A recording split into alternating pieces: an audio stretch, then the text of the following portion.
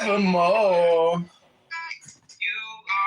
All I long for, all I worship and adore. Benjamin, go to the gym. Doesn't matter how many times you talk, it's a waste of time. Clubhouse is a waste of time. It's Benjamin, and he can play guitar on it. Kicked me. I dropped him. I had to go back and read this whole book again. Shit, don't read it too many times. Gotta keep living now.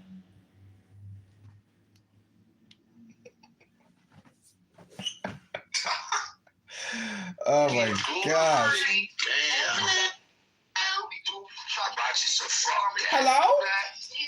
Remember what you got to say, man. That shit is a myth right there. Bro, I heard that shit got fat. Hello? They lied. Chopped cheese and pastrami. Oh my God.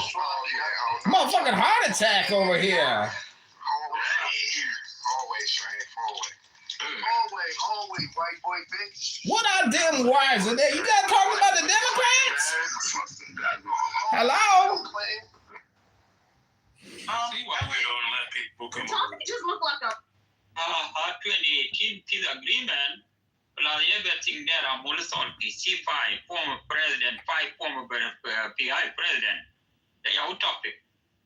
That is a topic.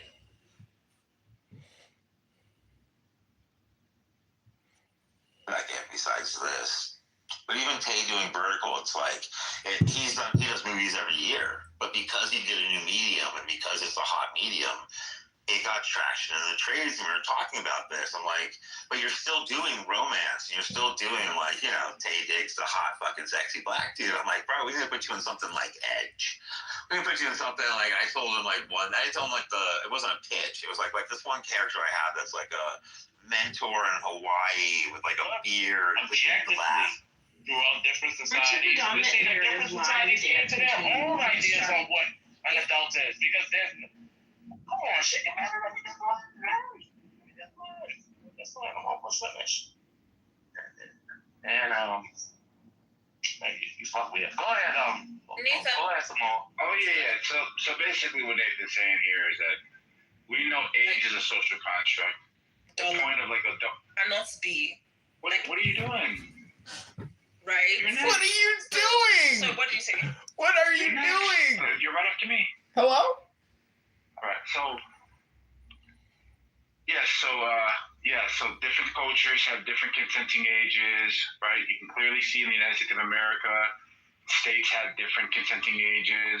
So the Muslim dude, resistance, he said not only do they have to go through like puberty, but there's these other qualifiers as well.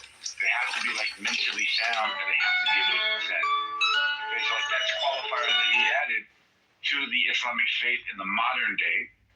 And I think what Nathan's doing is he's pointing out between the motion and the act, the line that we can all agree moves so the around. Mysterious doctor notices To the parallel argument earlier of what gender is. Don't tell me what to do. I thought you were And that's his point. And you guys are trying to like define the laws of using nature. it again. You're right, It's a Doc. pattern that you guys got to recognize. Too short for me to Yeah, I just don't understand why Nathan decided that he's going to pick a third or fourth time just today, loads of like principle and something that he's not aware, right? Because age is not a social construct. Like, age is a biological reality. However, age is a spectrum. That is the difference between age and sex. Not that sex is real and age is not real. Age is definitely real. Human beings are definitely progressing in stage of maturity as time goes on. That is a provable factual reality. It's not socially constructed. between the idea and the reality. You keep kicking me from chillism, but I got the room running on a live stream.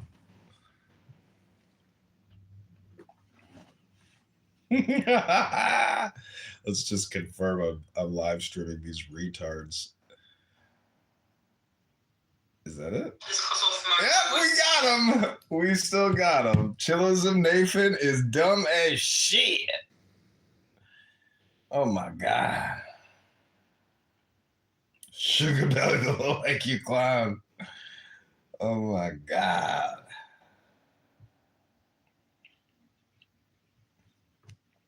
The Jews weren't allowed in Jerusalem. The Muslims said, well, let me just make a point in it. Stop me when you disagree, right?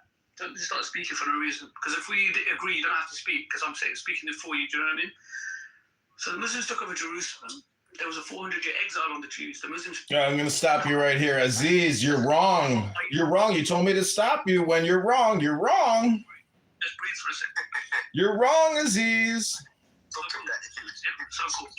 Tell me when it becomes a bad idea, right? So cool. The Muslims take over... Oh, you're giving us an idea? You're not giving us a history lesson now? John Kitover, can you just breathe for a second? Keep breathing, Aziz. It's pronounced breathing, by the way. You speak English, right? It's pronounced breathing, not breathing. Breathing, breathing. Keep breathing. You're not going to win a political debate like that. Not with that attitude. Political debate, bro. What the hell are you talking about? Yeah, is this a political debate? I thought you were giving us a history hypnosis lesson. He's meant to be a candidate. Man said history. That's hilarious. So anyways, like I was saying before, I was really cut off. You said to stop you if we thought you were wrong. Are we on a farm? Like, are we just going to speak over each other? It's alright, bro. Like, I feel like people are just scared of the truth, bro. Scared of the truth? Aziz, you think you carry the truth with you? I'm not even being rude. I'm not talking... Aziz, do you agree that Islam was a... Do you agree that Islam was an imperial power? I don't... Holy land? I'm not... So I'm not talking about the Talmud and being disrespectful. I have to talk about the Talmud. Hello? Yeah, cool, yeah. Hello? It's so hot in here. Aziz, I'm not being disrespectful, bro. what stands throughout Islam? You're talking about the jizya. Aziz, what is your point, mate? That's the point. What is your point, mate? Stop talking about my jizz. Structural law. Aziz, If you want. I'm not even attacking your law. That's the problem. I'm saying that is a historical fact. I'm saying that that's bad. Like, you think that's a good thing because it's your religion. If that was my religion, I would think the same thing too. So Brandon, hold on, Aziz. Hold on, Aziz. You gotta listen to me first and understand what I'm saying. Not just hear me, but also understand. Right? Pay attention. If I believed in your religion, I would have no problem with the jizya, right? And what you've done to those Jews, but I don't, right? So I get your comeback. I really understand what you may say, right? But the simple fact is, they subjugated them. That's a fact. They made them pay the jizya, which made them non-subscriptory to wars, and like that's about. So they don't have to fight. Yeah, that's about it. You don't have to die, right? You don't have to give up your religion. Right, but we subjugate you here. We take 10 families from where it was living. It was living in other places, you know. They were cool. They was doing that. You take 10 families. And not only that, you purged them. You know, funny enough, you purged them from Iraq as well. You purged them from Iraq before you done that. You're bouncing around right now. Let's. I don't, because I'm remembering that you're bouncing because you made the Islamic conquest look so righteous, man, and it was just disgusting what you tried to do. Let me explain. Let me explain something. This is simple, very simple.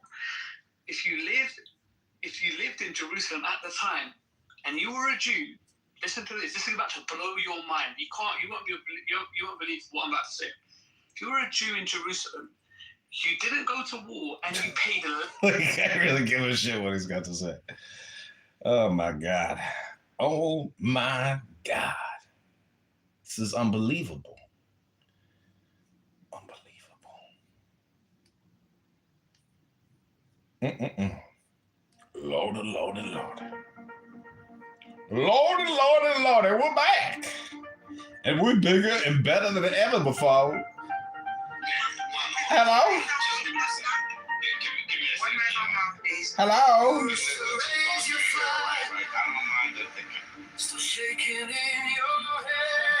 Hello?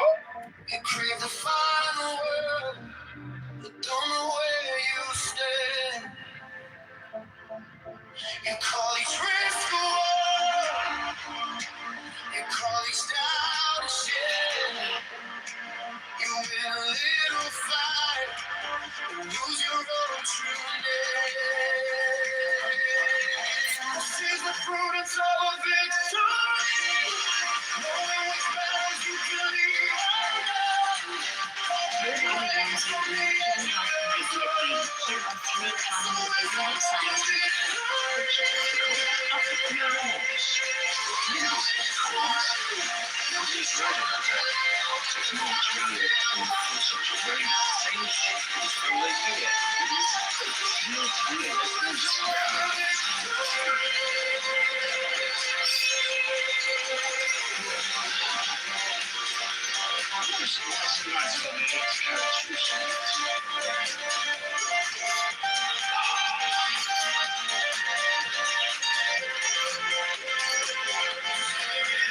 Every move is proof that you were right.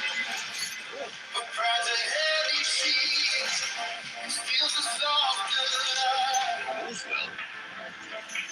What if the braver move is letting someone in? See your trembling hand.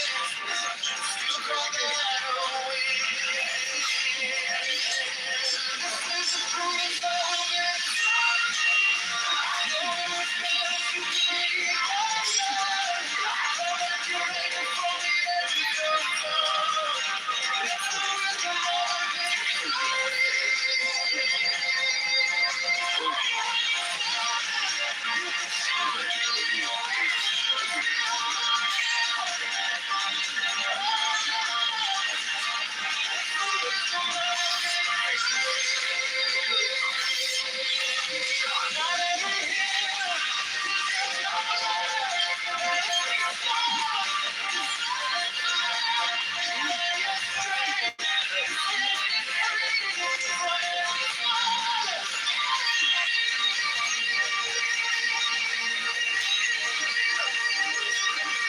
This is the prudence of a victory. Knowing which battles you can leave undone. Know that you're able from the edge of your throne. That's the wisdom of a victory.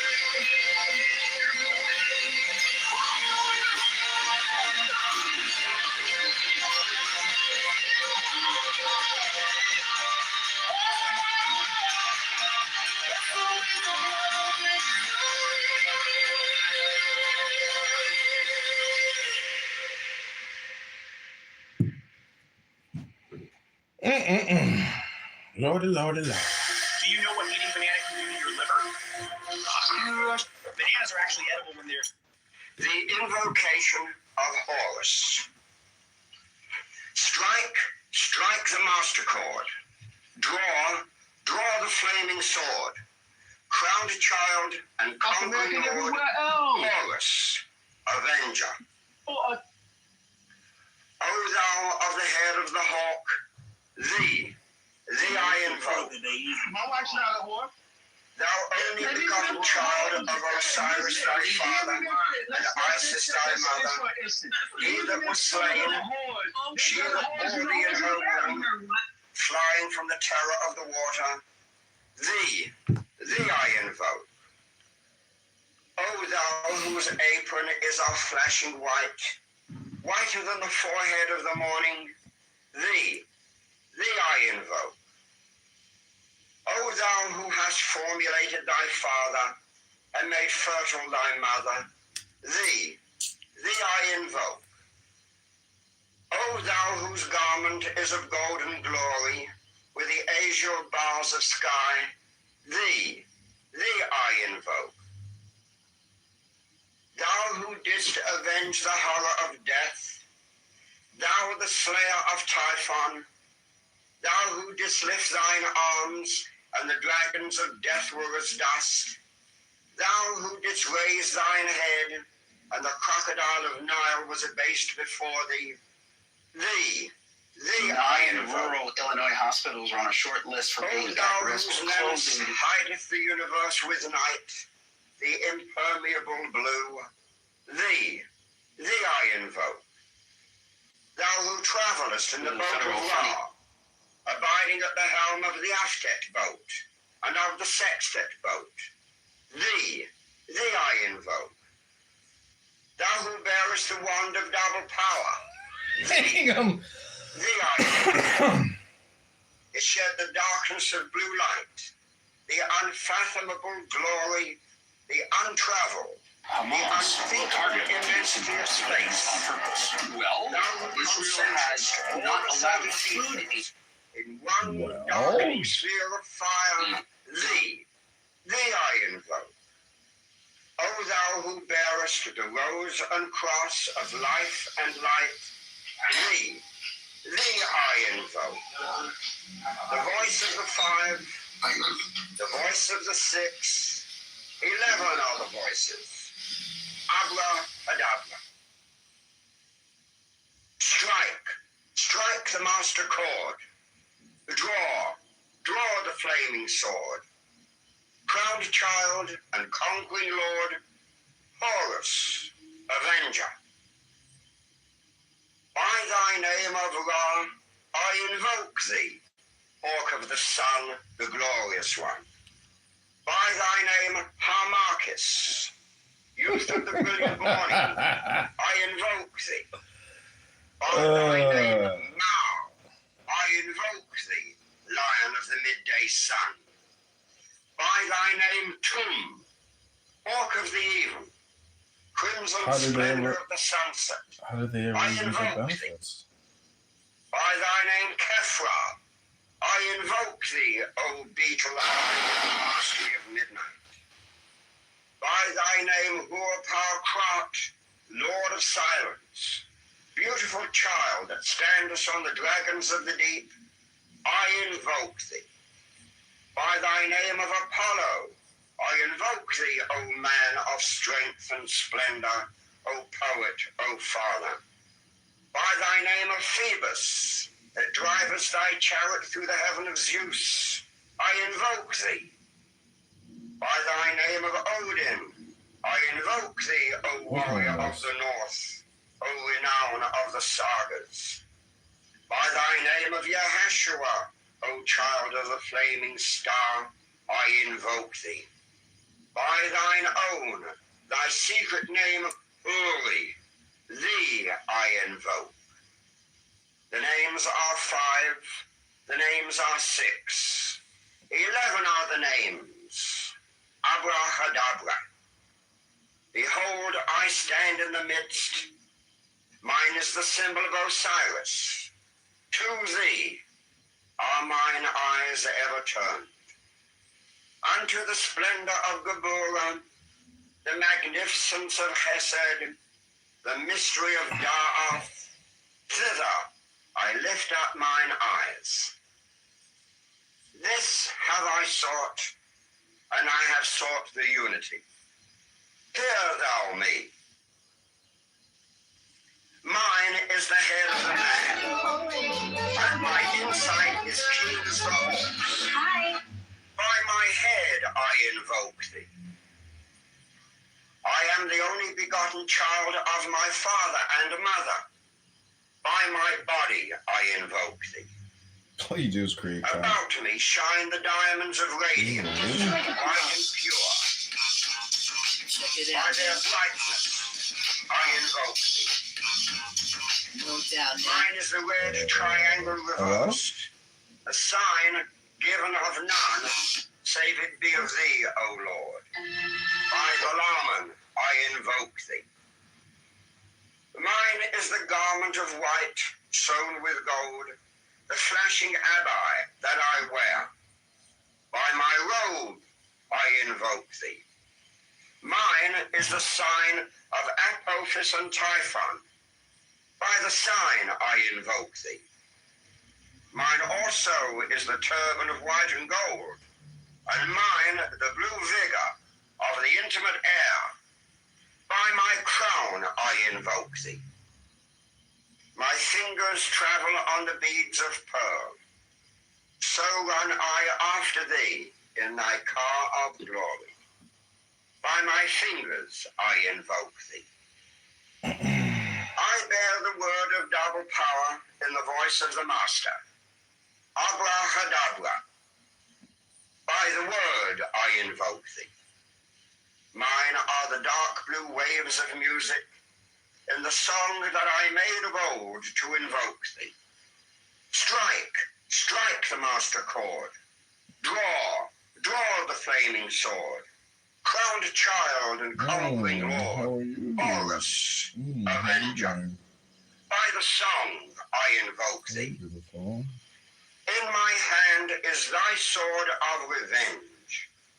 Let it strike at thy bidding. By the sword I invoke thee.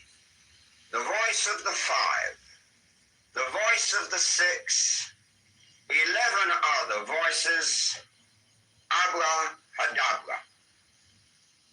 Therefore I say unto thee, come thou forth and dwell in me, so that every spirit, whether of the firmament or of the ether, of the earth or under the earth, on dry land or in the water, of whirling air or of rushing fire, and every spell and scourge of God, the vast one, may be thou. Abracadabra. Take a seated position.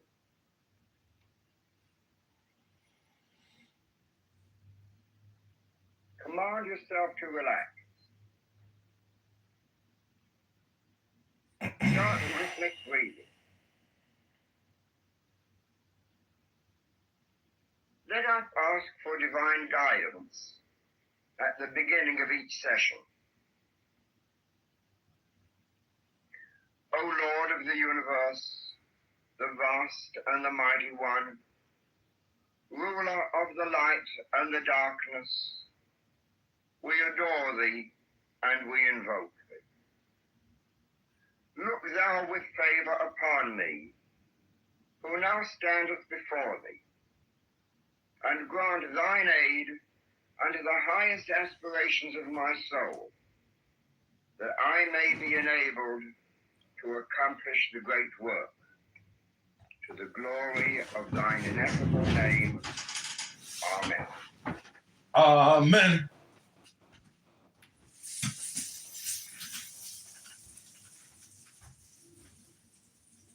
You have achieved perfect relaxation.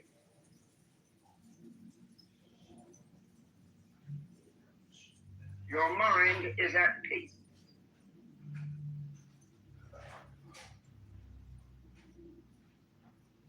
You are now able to concentrate your thoughts, your feelings, your awareness.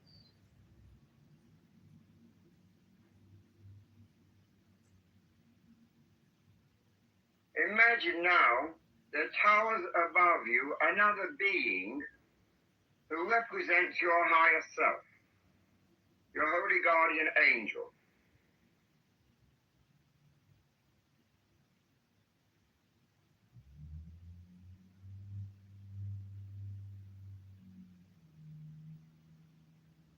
See this majestic, towering figure standing above you, watching over you with his light and love, protecting you, guiding you.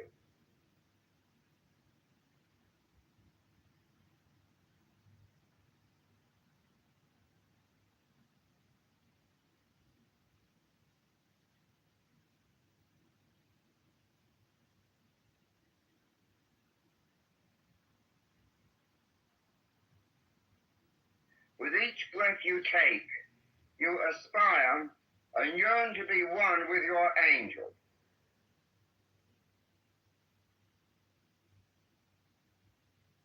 With the exhalation, this great being descends into you.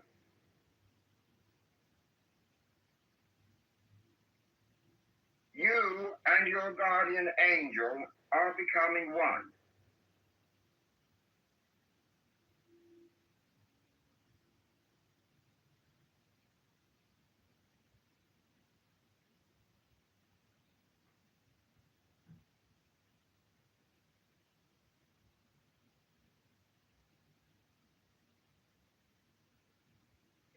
Inhale, yearn towards your divine angel.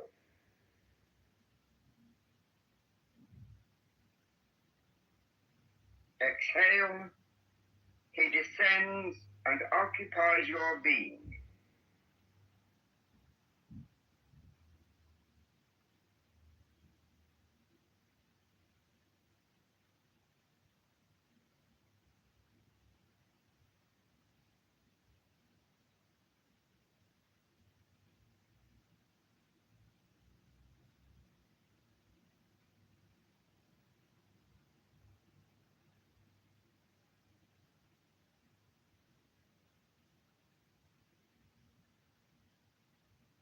Imagine this divine being with wings that are outstretched, vibrating rapidly with spiritual power.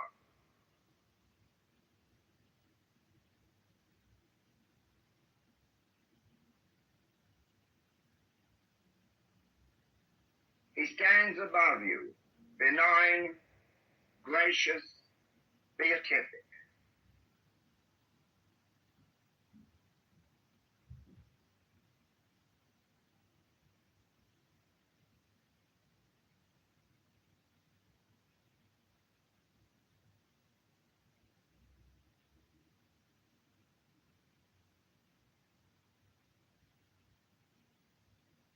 Inhale, long for, yearn for, and aspire towards this great being who is yourself made perfect. Exhale,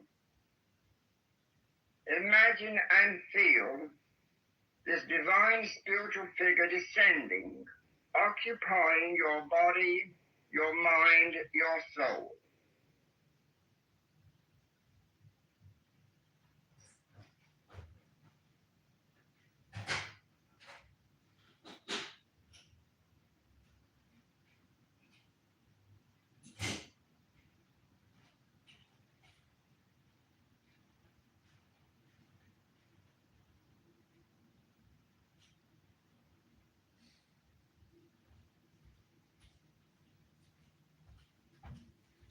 Inhale, and imagine that you are lifting up your arms towards the heavens, towards the sky, aspiring towards this noble being who is yourself.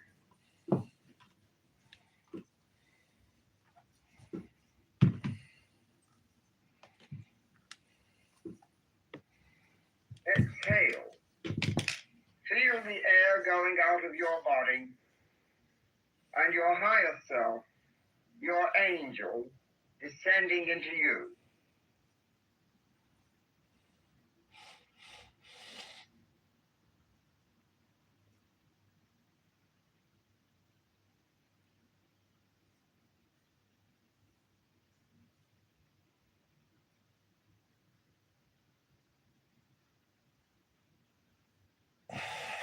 Inhale, aspire,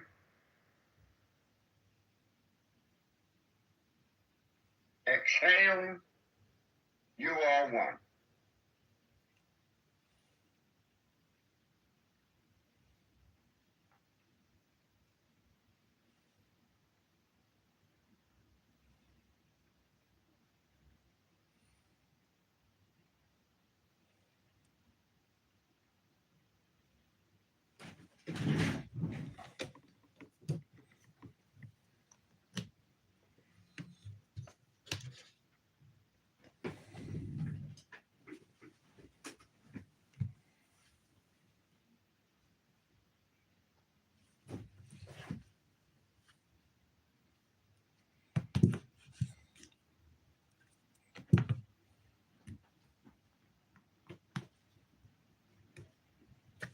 Your holy guardian angel is the symbol of your higher self.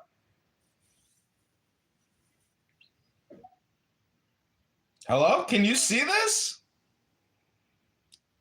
This is like a shadow ban test, I'm pretty sure. Imagine and visualize him there, as he always is, ready to help you and guide you throughout life.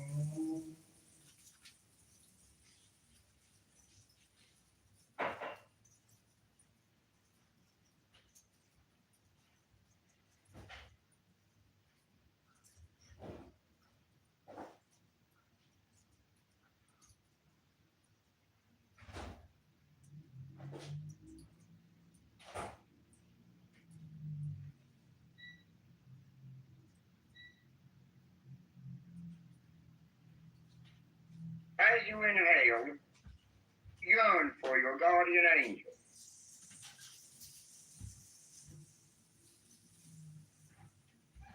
As you exhale, feel your angel coming down, occupying you, filling you as your breath goes out.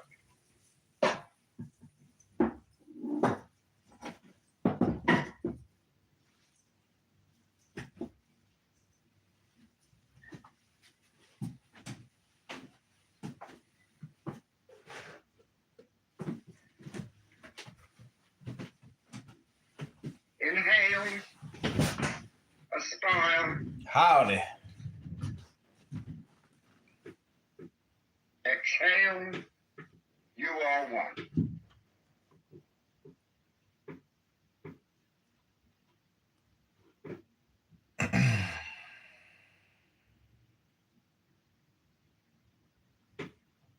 This is a breathing meditation. Brought to you by candidate John Kitover. Take the deepest breath of the day. Shh.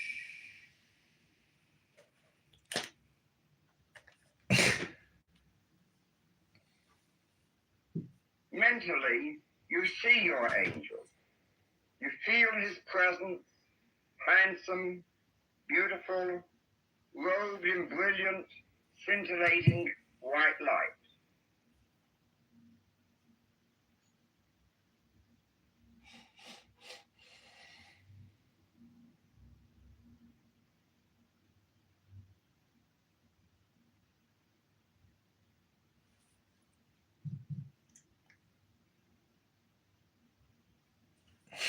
Inhale, aspire. Exhale, you are one.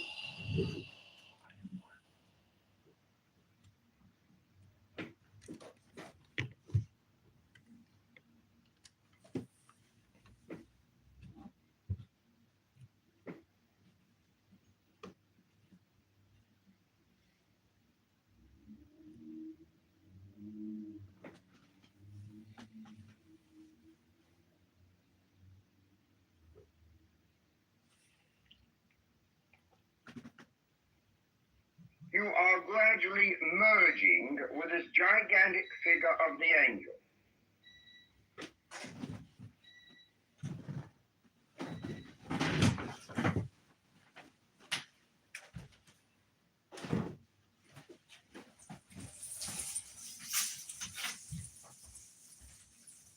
This is your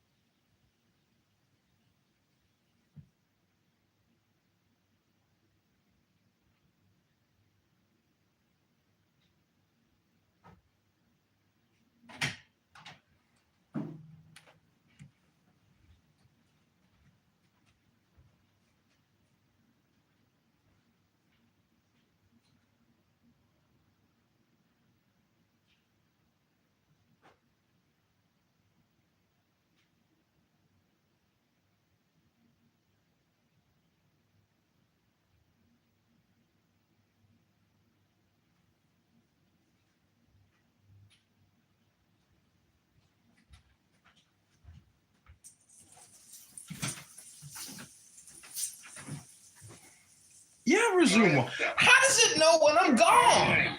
How does it know? Desiring to be with you, and you to become united with him.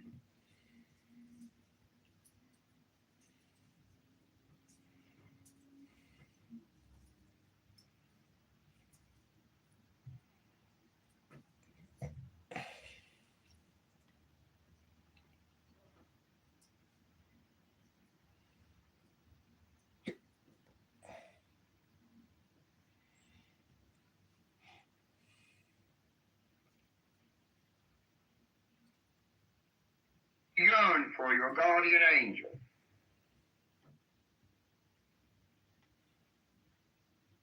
You and your holy guardian angel are one.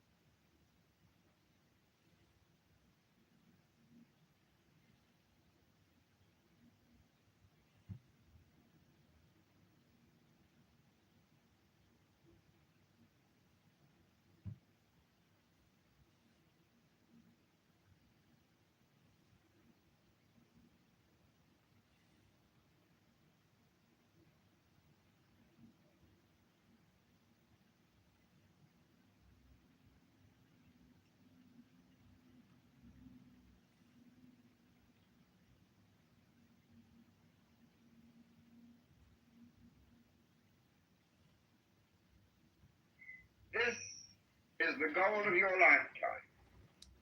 This is the great work. Uniting with your holy guardian angel, your magnificent, beautiful, mighty, heavenly self.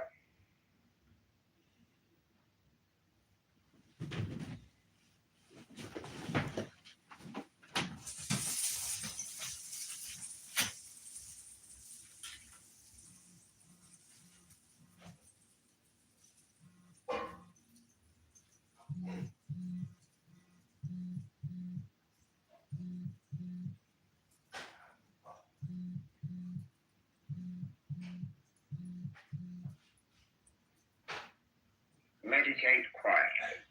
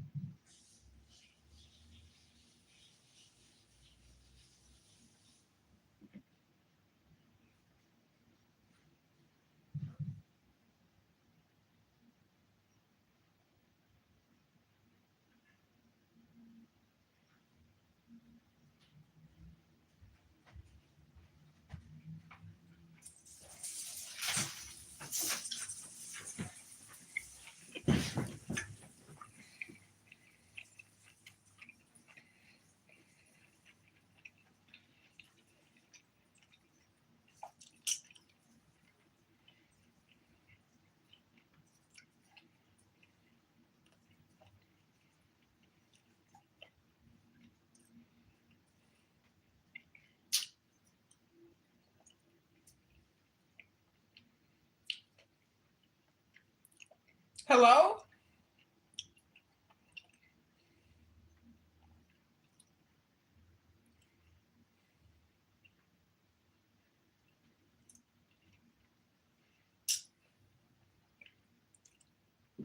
Hello? Hello? Hello?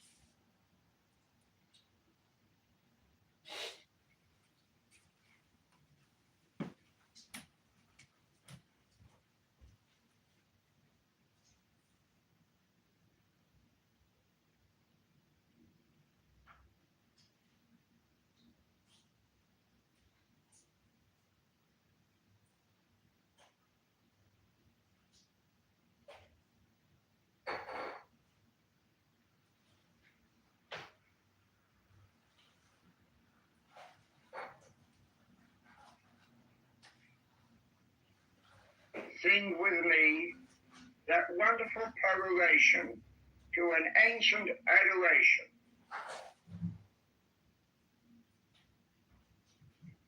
I am he, the born, the spirit, having sight in the feet, strong and the immortal fire. I am he, the truth.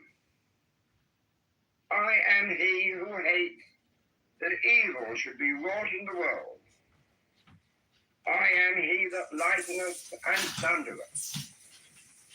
I am he from whom is the shower of the life of earth. I am he whose mouth ever flameth. I am he, the begetter and manifester unto the light. I am he, the grace of the world. The heart girt with a serpent is my name. Prophet. Hello? Hello? Is that my prophet? Now take a deep breath. Stretch and release your body. Terminate the state of bliss. Hello? Of ecstasy. The egg and the beer put 5 larvae inside you, and they feed on what you eat. Gross! How did they know I got parasites in my stomach?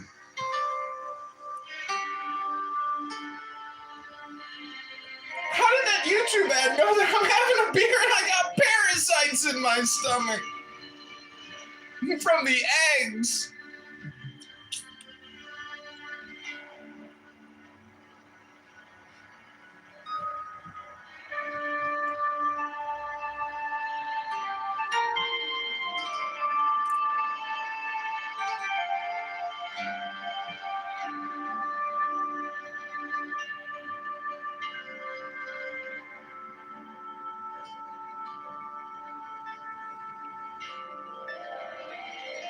Invocation of truth.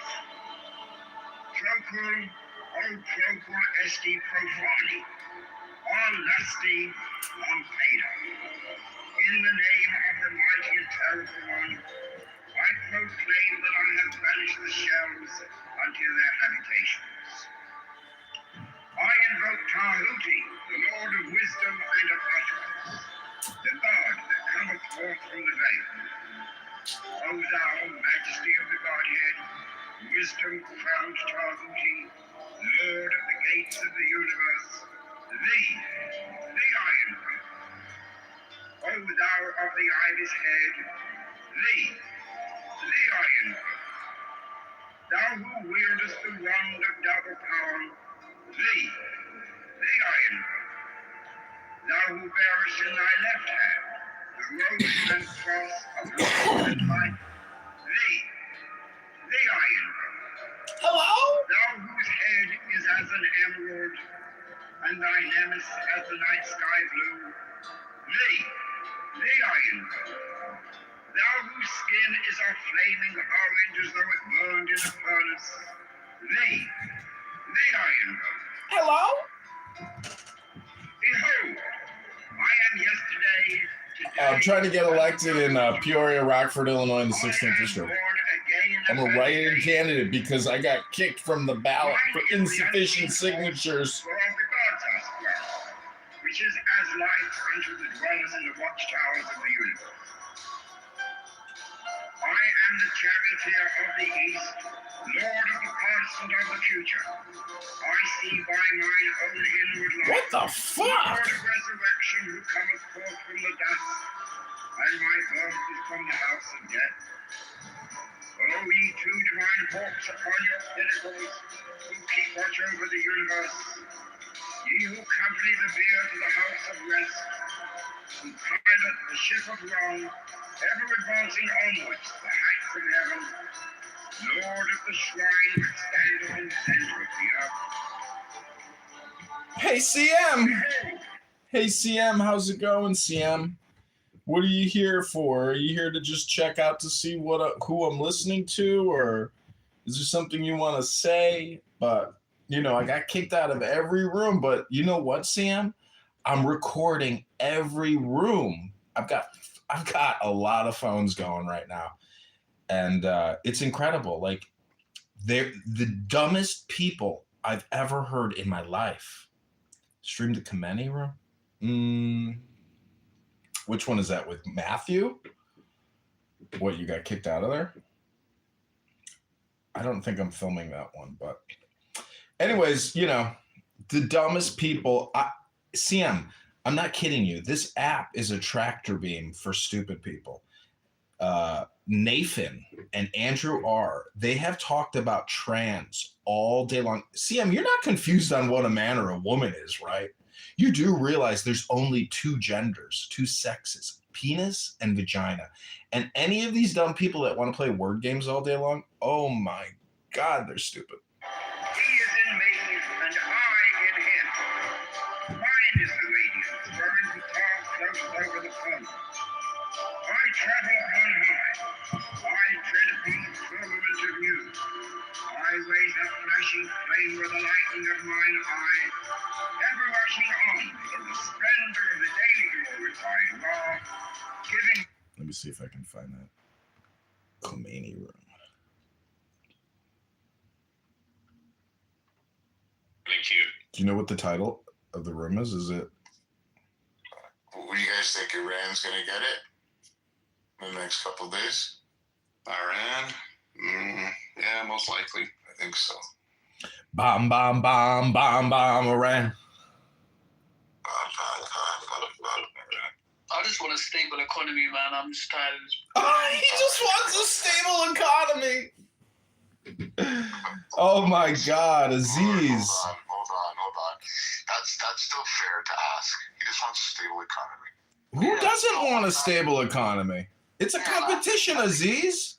I just think where we're headed right now. Look, at the end of the day, We're heading to unstableness. Bro, there's no such thing as trans, you idiot, and there's no such thing as trans rights. Trans is short for transformation. No one is transforming into anything, CM. There's no such thing as trans rights, you idiot. There's no such thing as gay rights either. It's fucking called homosexual behavior. It doesn't give you special protection because you choose to suck a dick or you choose to eat a pussy because you're a lesbian. Now, CM, again, treat everybody with respect, but don't respect people's stupid word ideas. They're making shit up, CM. It violates the laws of nature. That's why they do it. No, I know what's going on. Oh, I really hope America does. I can wake you up to the truth. So we are being governed by transnational capital. Trans? We're governed by the trans? That's a fact. What is trans? Does that mean transformation? I swear to God, bro. I swear to God. You swear to God? I feel like the truth is going to be too much for you. It really... All I'm going to say is this. He's the word conquest. Conquest. Crazy. You know, the thing is, none of this really matters. I'm just hoping for a good economy. Right. Facts. Aziz, why don't you try to enlighten us and tell us what the word economy even means to you?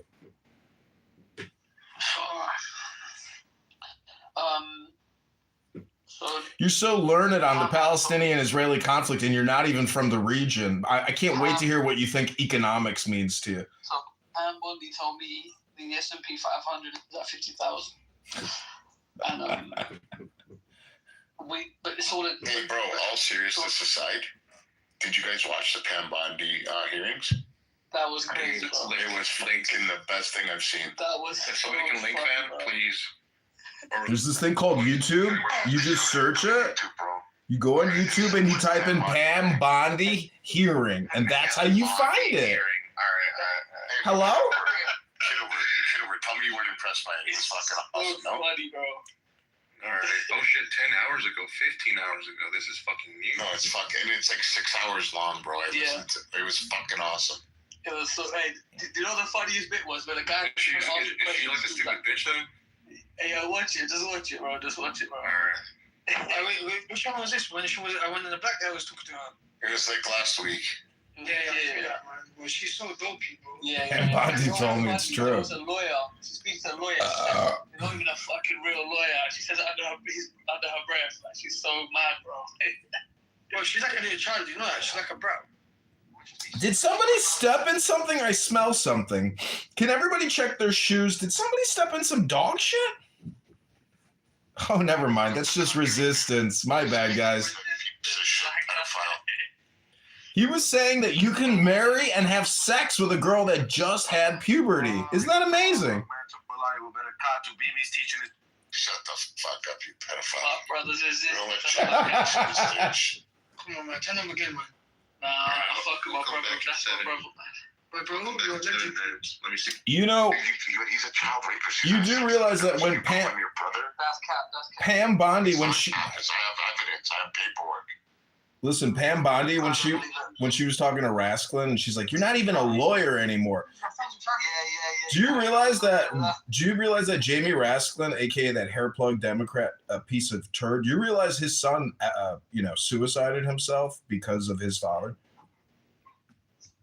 Crazy. I mean, there's a lot of tragedy, but they don't really care. If you're a psychopath and one of your family members, officers, offs themselves, well, that's just part of, their plan. I mean, Aziz, you do realize you're on the wrong side of history, right? Like, your opinion, your worldview is totally fucked. Like, people on this app are literally wasting their time. And it's unbelievable how much time you've dedicated to Israel and Palestine. You should get a fucking trophy because you're that stupid. You should get a stupid person trophy. Well, you know what it is? At the end of the day, you might be right.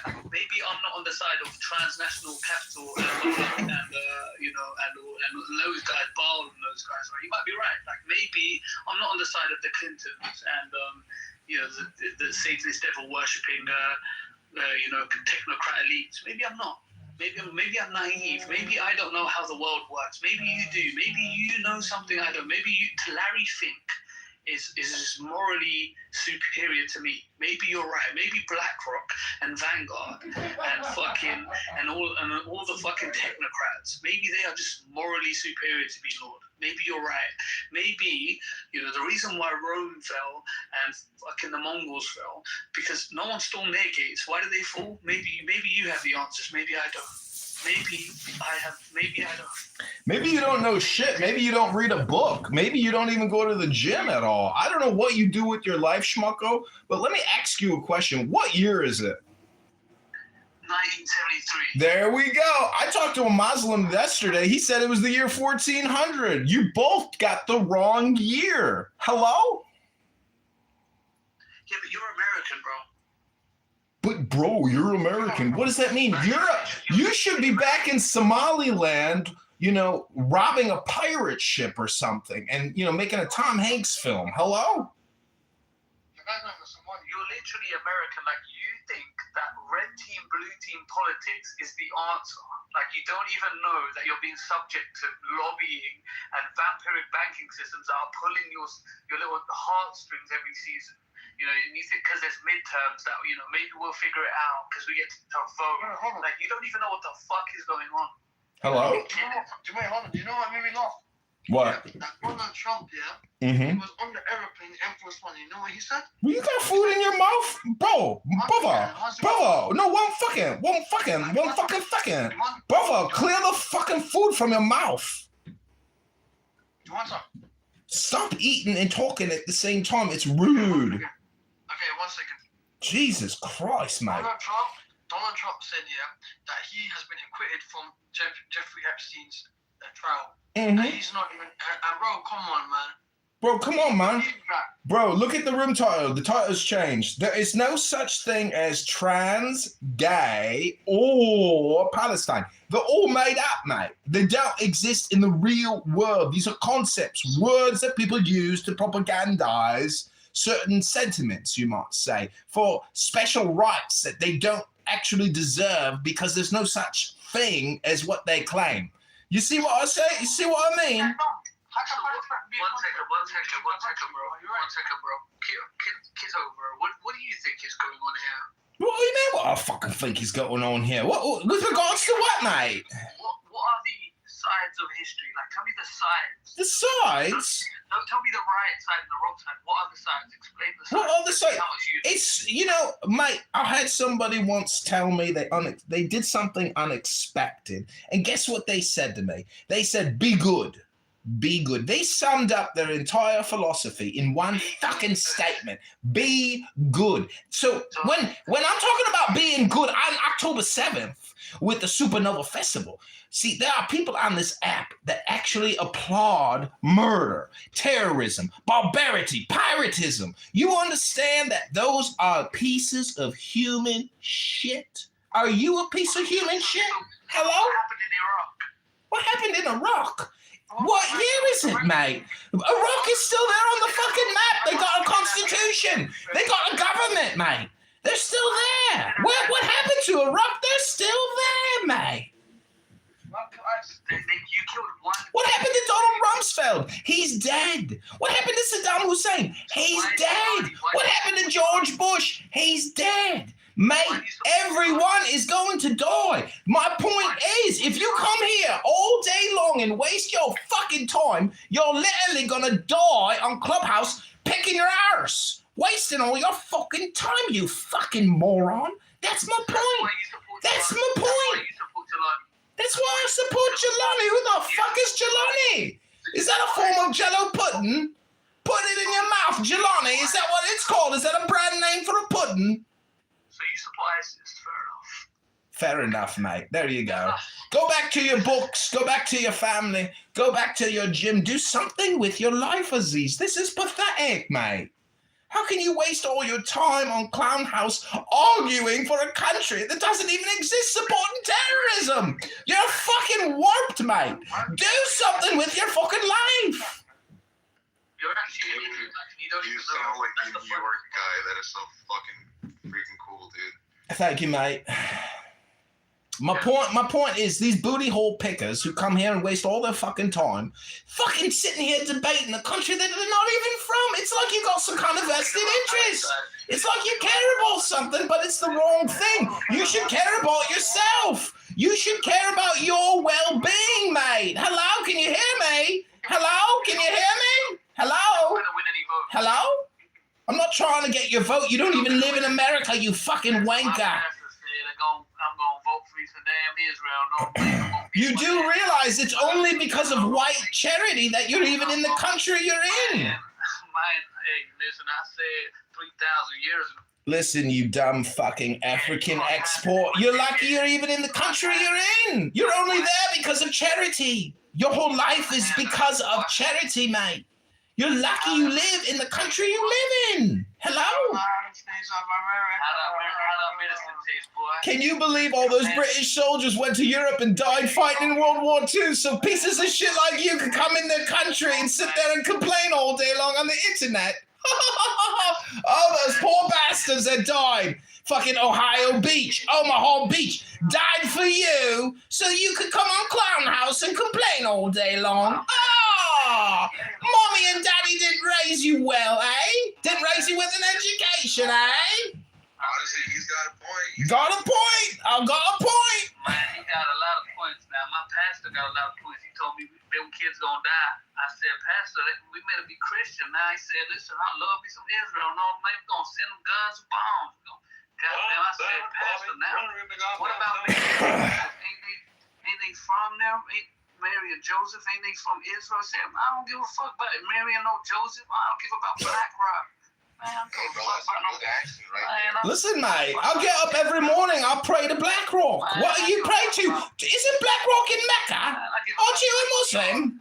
Go to Mecca and worship your Black Rock there, not on Wall Street. Mary and Joseph, man. I'm a super pastor now. Gonna give me some Raytheon stock now. Don't give a fuck about no Mary and Joseph now. Hello?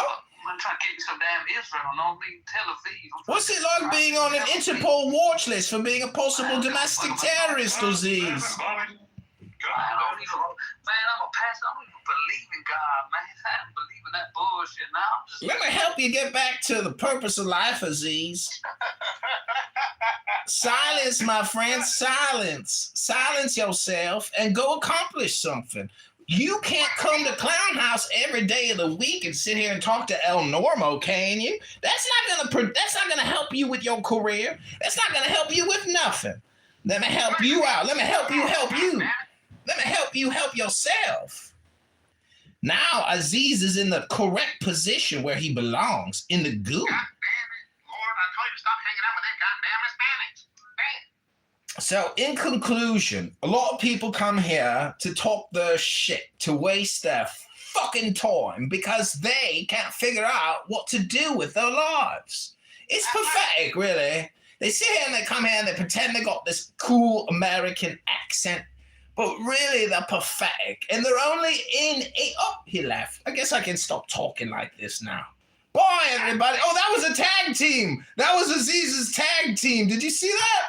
That was his tag partner. Oh, my God. Wow.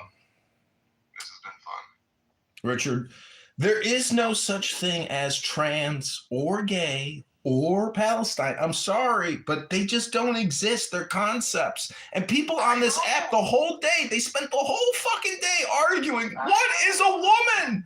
Oh my God, help us. Oh, help us, Lord. People are so stupid. It's unbelievable how much time they wasted talking about what is a woman. Oh. Dude, this fucking debate has been going on for like 2,000 years. Like, people expect it to solve it on Clubhouse. Oh my God, we got another one. Hello, Kelly. Welcome, Kelly. Oh, you ain't gotta be smart. Look at all your karma points, Kelly. Oh, we got a medal. Got a lot of karma. So what's the debate about? The debate is whether or not you waste your time on Clubhouse. Do you? Not me. Hello? Do you? Yes, yes, I've definitely wasted a lot of time on Clubhouse, but I have actually in the past 24 hours I've come to quick in and out. That's what she's all about. In and out. God damn it, Bobby, until you get that goddamn propane out of Clubhouse. Somebody told me today that I was a douchebag, and I was like, you know what? Maybe I am a douchebag, but that's okay. Because I'm New Johnny. New Johnny could still possibly be a douchebag, but basically at this very moment, I've been kicked out of just about every active Clown House room. But guess what? I'm secretly recording every single stupid room onto YouTube, and they. Oh, you're that guy. Yeah. They think that they can like kick me and but this is the best part, Richard. I have figured out a way now where I can record these morons, but I don't actually have to listen to them, which is the real pudding. Because now I've completely blocked off. Like Aziz was talking about the walls of history. Well, guess what? I now have walls and I can't hear these people, but I am recording them. And that means I have achieved my final goal. Like, this is it. There's, I win because they will be here for years talking. Dude, I want to ask you, how the hell is the freaking YouTube channel going? Like, are you getting any subscribers? Can I go to your live right now? Yeah, just type in John Kitover and you can go watch terrorists actually saying that October 7th was legitimate, was a good thing. It was a military, they claim it was a military operation. They don't even say it was terrorism. That's the type of assholes we're dealing with on this app. And the worst thing is I've come to the conclusion that even entertaining these people in conversation is a total waste of time because they don't come here with respect. They just, you see, this app is the worst thing ever created because it allows people to literally be the worst that they can possibly be and get away with it. It's horrible. Dude, I'm seeing you have 1, 2, 3, 4, 5, 6, 7, 8, including the one I'm looking for, YouTube channels. What the fuck? Oh, there's more than that. There's like 50 YouTube accounts. But right now I actively have about 16 phones live streaming 4 different Clubhouse rooms, including this room and my ball dome in my other office. But I have 5 actual recording studios now, recording Clubhouse. And the most amazing thing is it doesn't stop. As soon as I get up, and the coolest thing is I figured out a way that as soon as the room closes, my auto clicker immediately opens a new room, so the live stream always has content. But the thing is, these rooms go all day, 24 hours, they never stop. People will sit, see, that's the scary thing and the sad thing, is that losers will sit there the whole day talking about what is a woman, the whole fucking day. And it's like, I can't believe it. The whole fucking, from as soon as I got up to now, they're still talking about the same topic. The fuck? Here in one of the freaking thumbnails, Pepe is on you. Oh, no way. Pepe? Yeah. Yeah, Pepe is. I've seen it on one of the thumbnails. Pepe is in a lot of my videos because he's here quite a bit.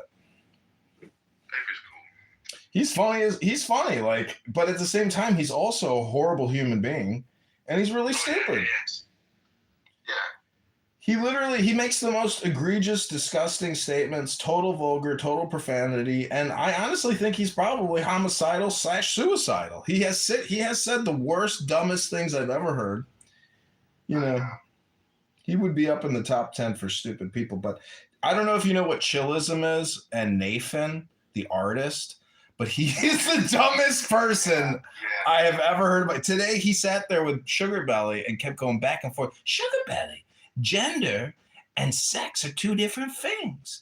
And if you a woman, and even Andrew R., the supposed Christian on this app, he fucking, I can't believe these people. Anyways, they are useful idiots. But if you actually engage with them, that makes you their useful idiot. So just disengage with these people. You got to understand, this app is a tractor beam. It is like moths to a candle. And myself and other, you can see worse people. Like, I cannot disagree on that. Yep. But John, like, how are you, like, I'm assuming you're making money out of, like, you know, your YouTube recordings. No, I'm not, but I'm approaching that point, and I'm going to actually, after this election is over, which I'm not going to win, I'm going to rebrand everything once the election is over. Are you dead-ass fucking running for Congress? I'm a write-in candidate. Yeah, they kicked me off the ballot because I didn't have enough signatures after the challenges. But you realize that it is almost impossible to actually get on a ballot because when you run, you have to get signatures on a petition. And every single signature can be challenged. And guess what that means? You have to go to their home and get a second signature and get an affidavit that they signed your first petition. So they can kick anybody off at any time. It's very difficult to get on a ballot because the lawyers and the judges and all these other people who aren't even like running challenge you and they kick you off. It's a racket and it's unconstitutional. It's a scam. It's a horror. That's why we have the problems we have, because we keep electing these fugazi liars that just lie. They never say one truth. Tip of the iceberg, John. Oh my God. Tip of the iceberg. It is the tip of the iceberg. It is. It's the tip of the iceberg. If you keep going lower, I mean, it gets even worse. You get the Maria Abramoviches, the spirit cookers, and Bill Clinton and Hillary Clinton and Wiener's laptop. Do you realize that Huma Abedin married George Soros' son, not because she loves him, but because she's blackmailing him? And he's the dumbest schmuck in the world. He takes photos with all of these celebrity politicians. This dumb fuck has created, if you look at his Instagram, you basically know who every enemy is. Anybody who associates with Alex Soros is the enemy. And even people who don't want to take photos with him, they're always like, I'm not sure I want to be in your selfie Instagram account. Anyways. Dude, John, like, if you go down the rabbit hole deep down enough, like I went, guess where you're going to find yourself at? Here. Oh. All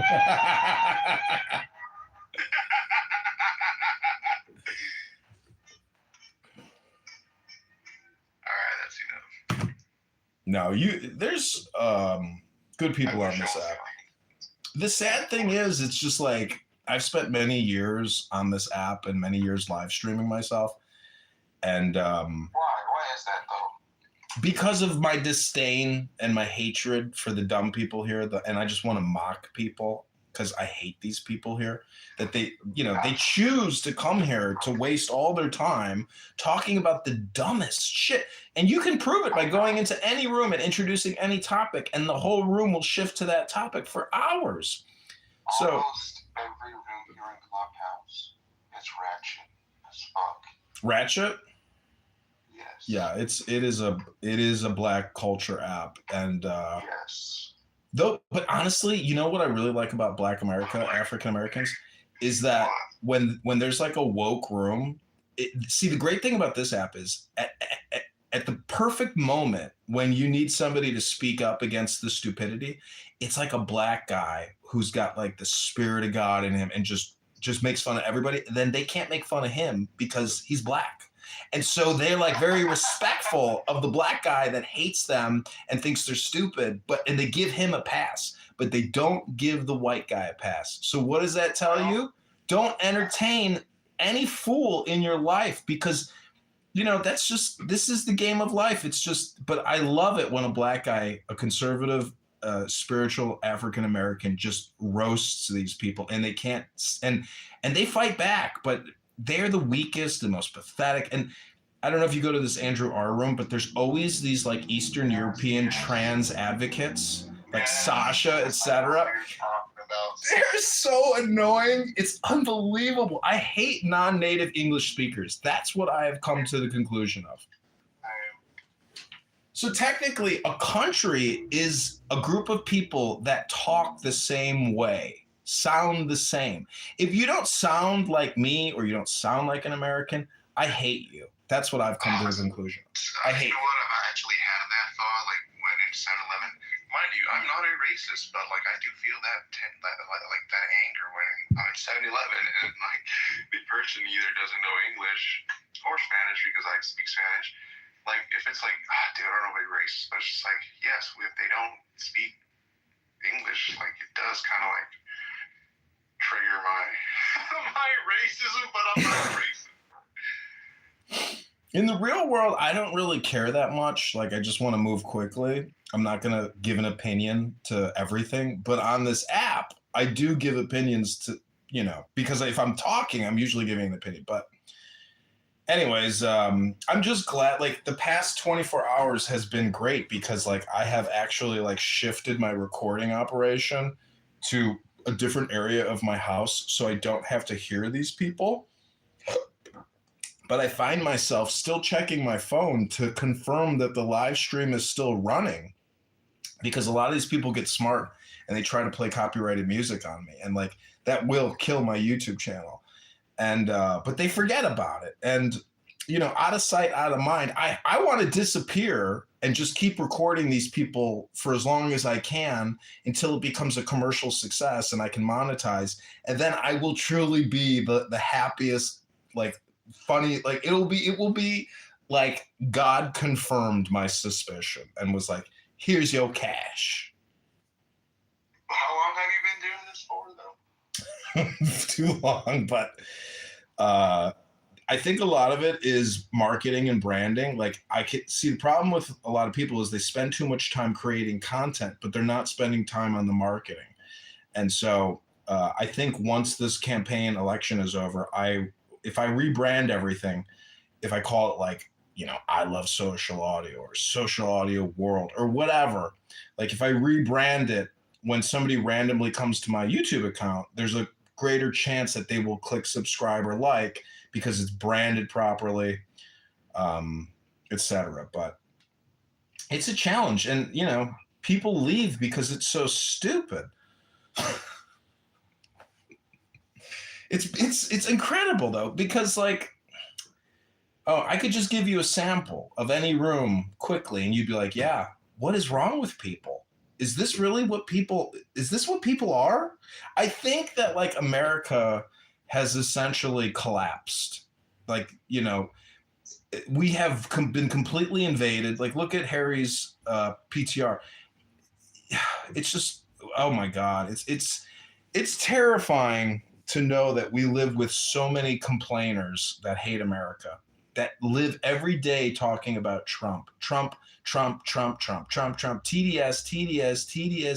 Like, that's all they have. That's not what leadership is. Like, leadership doesn't attack and cast opinions about other people. Anyways, Richard. Like I said, I get it, John, because I feel the same way. But then again, how do we get rid of the real problem? The mystery of Muhammad. No, how do we get rid of stupidity in people? We can't. People choose to be frivolous. But see, the thing is, I don't really care if people waste all their time and are stupid.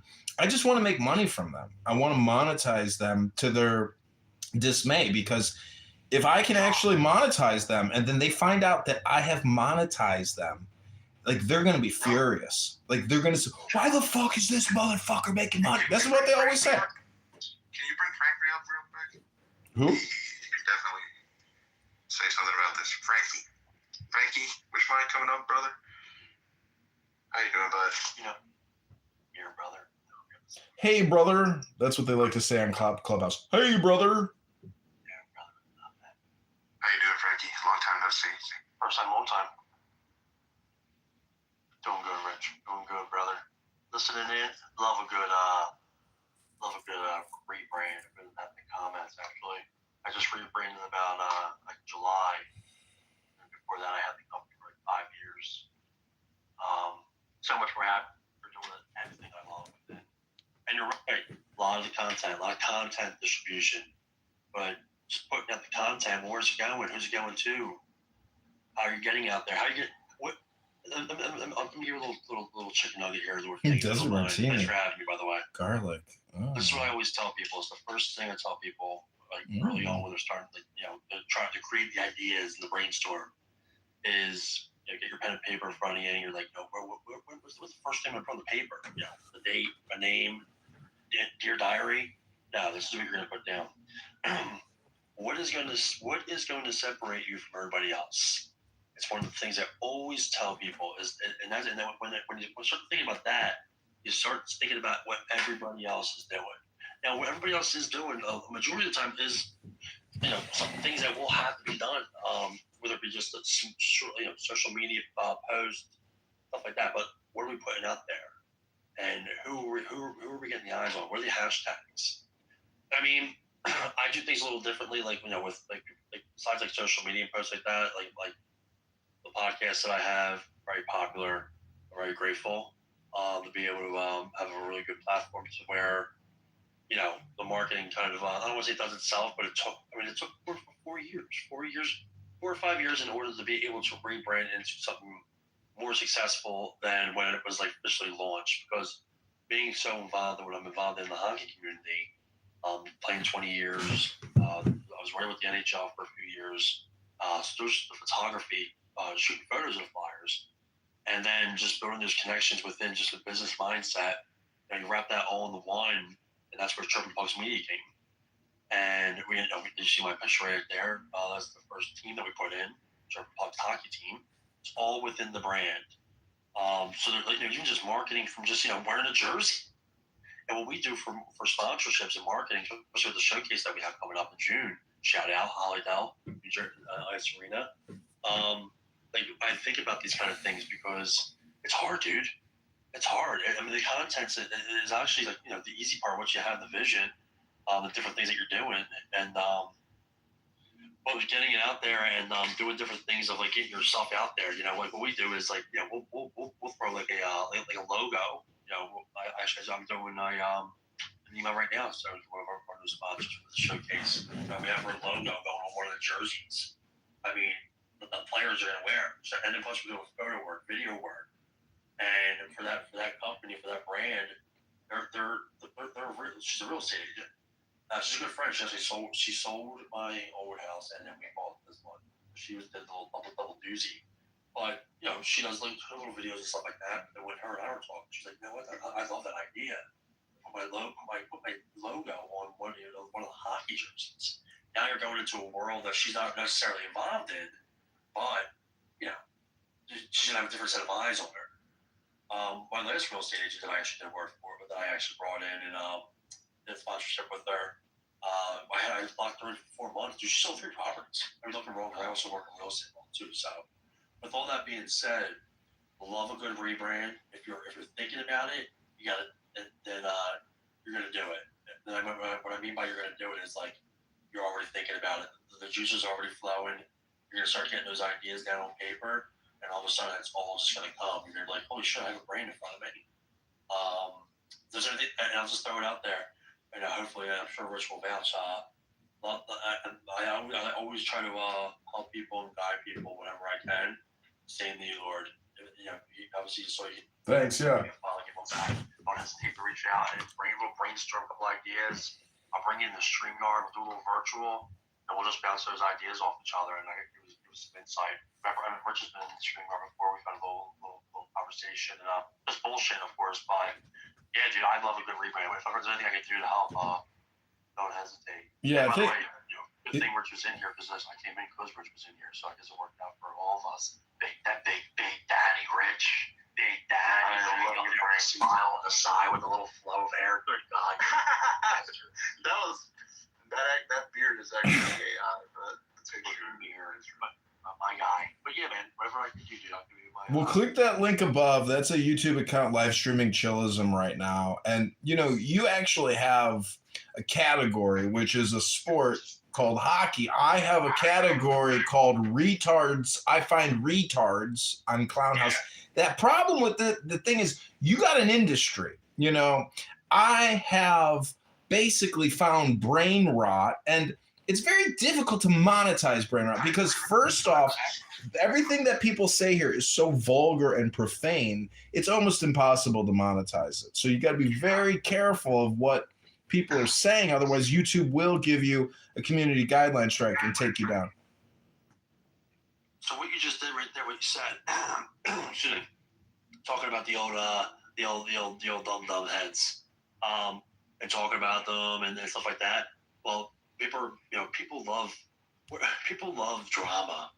I mean, I'm not sure what your your concept and the YouTube channel and what we have going on here, whether it's politics or whether it may be, just talking, just gossiping. Like my hockey show, yeah, we talk hockey. Keep in mind, I don't talk NHL, so I have a sport and stuff like that, but I surround it around like the local hockey community. So my background as a writer, sure. I mean, that helped grow it. And I still have support and stuff like that, like connection, but more or less on a connection base. But the people that were showing my shit, watching my stuff, or reading my stuff when I was a writer, not saying that they're long gone. I'm sure they still follow the show and stuff like that. And that's why Chumbucks Media actually opened up a blog portal on this site to finally get back in that swing of things with writing. Because once again, get some sponsors and stuff like that. And now you got your logo on your articles, and you never know what could happen. But yeah, man, just talking up. Even if there's a little controversy. When I first started my show, it was the Frank the Tank show, and it was kind of based off like a Gym Room is Burning, with that one-man show, hot take debates, little controversy, just not caring, arguing with the audience respectfully, good debates, and that's kind of what really grew it. And dude, if I look at my block list right now on fucking X, my God. I remember I gave you a short story about the fucking Stugatz, the fucking idiots out there. I wrote this when I first got into it. I got into it I can't remember exactly what month it was, but February was coming around, and Black History Month, and I went to cover some African American players that played hockey with the Flyers, and I covered them. And one guy was Ray Emery, who was Canadian, so I referred to him as an African American in the article. And let me tell you something, this lady fucking chewed me out because I didn't call him Canadian American, and I called him an African American, and she fucking tagged every station around, dude. I was like, this idiot, this little Is that better? idiot. Is my head still shining? Tagging me for it made no sense, but just the people out there just fucking dumb-dumbs. You just take advantage of them, but utilize them. Just go back and forth with them, dude. You know what I mean? And one question for you though: when you mentioned like the idiots that are on Clubhouse and stuff like that, monetization, what is the how are they relevant with each other? Are we utilizing Clubhouse and the people on here in order to gain the monetization? And what the fuck is your what is your channel or content or brand right now? Yeah, just click the link above. It's all branded as John Kitover for Congress, and the election is March 17th for the primary, and I'm not on the ballot, so I'm not gonna win the primary, but I'm just gonna rebrand probably multiple brands. And you know, what's funny is like this app should do you know who owns this app? I think it's Reid Hoffman, right? Who's in the Epstein files that claims he was cleared by the FBI. Mr. Clubhouse, that's what I would call it. I have no idea. Well, anyways, it's hard to monetize stupidity. I think that's what I've come to the conclusion. But I'm actually, this is the other thing that I'm going to be working on is I have a very large book collection, and I'd like to read these books, you know, on YouTube, and even hire people to come into my recording studios to read some of these rare books and create them into, you know, books or audiobooks, I suppose.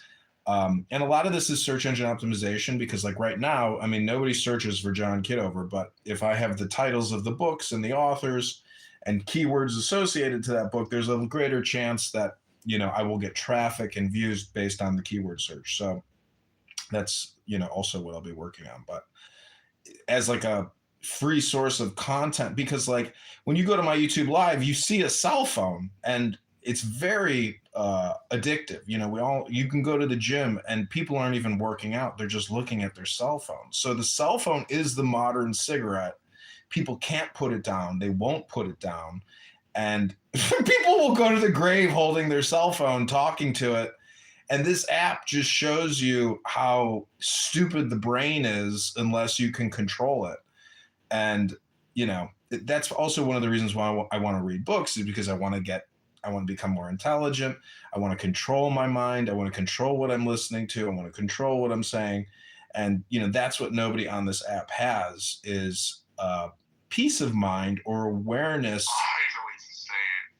Yeah, awareness that, anyways, it's just, you know, I don't hate people here, but I really like making fun of them because they're so worthy of mockery. The premise is that the more you think, the more you speak, the further from the truth you get. And so therefore, every time people open their mouth on this app, they're not meditating. And that's my biggest complaint against all these Free Palestine people is they're not part of like a peace movement. They're not hippies, you know, teaching meditation. Rich, we got to introduce him with the wine.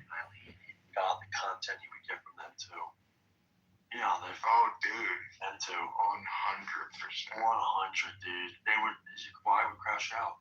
Don't talk about Biden. He's a good man. He was a good man. Like, you don't even fucking know him, brother. People died on multiple hills today for trans right activists and the word trans itself. And it's like, I can't believe people put so much energy into these debates about words and word definitions. That's all people are doing is you don't understand the word.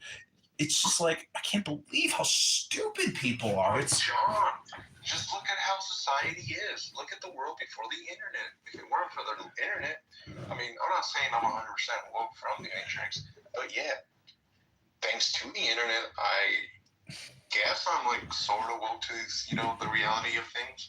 But the world has always been like this. It's always been. No, it hasn't. No, if you were trans in ancient Rome, you were just a faggot in the street.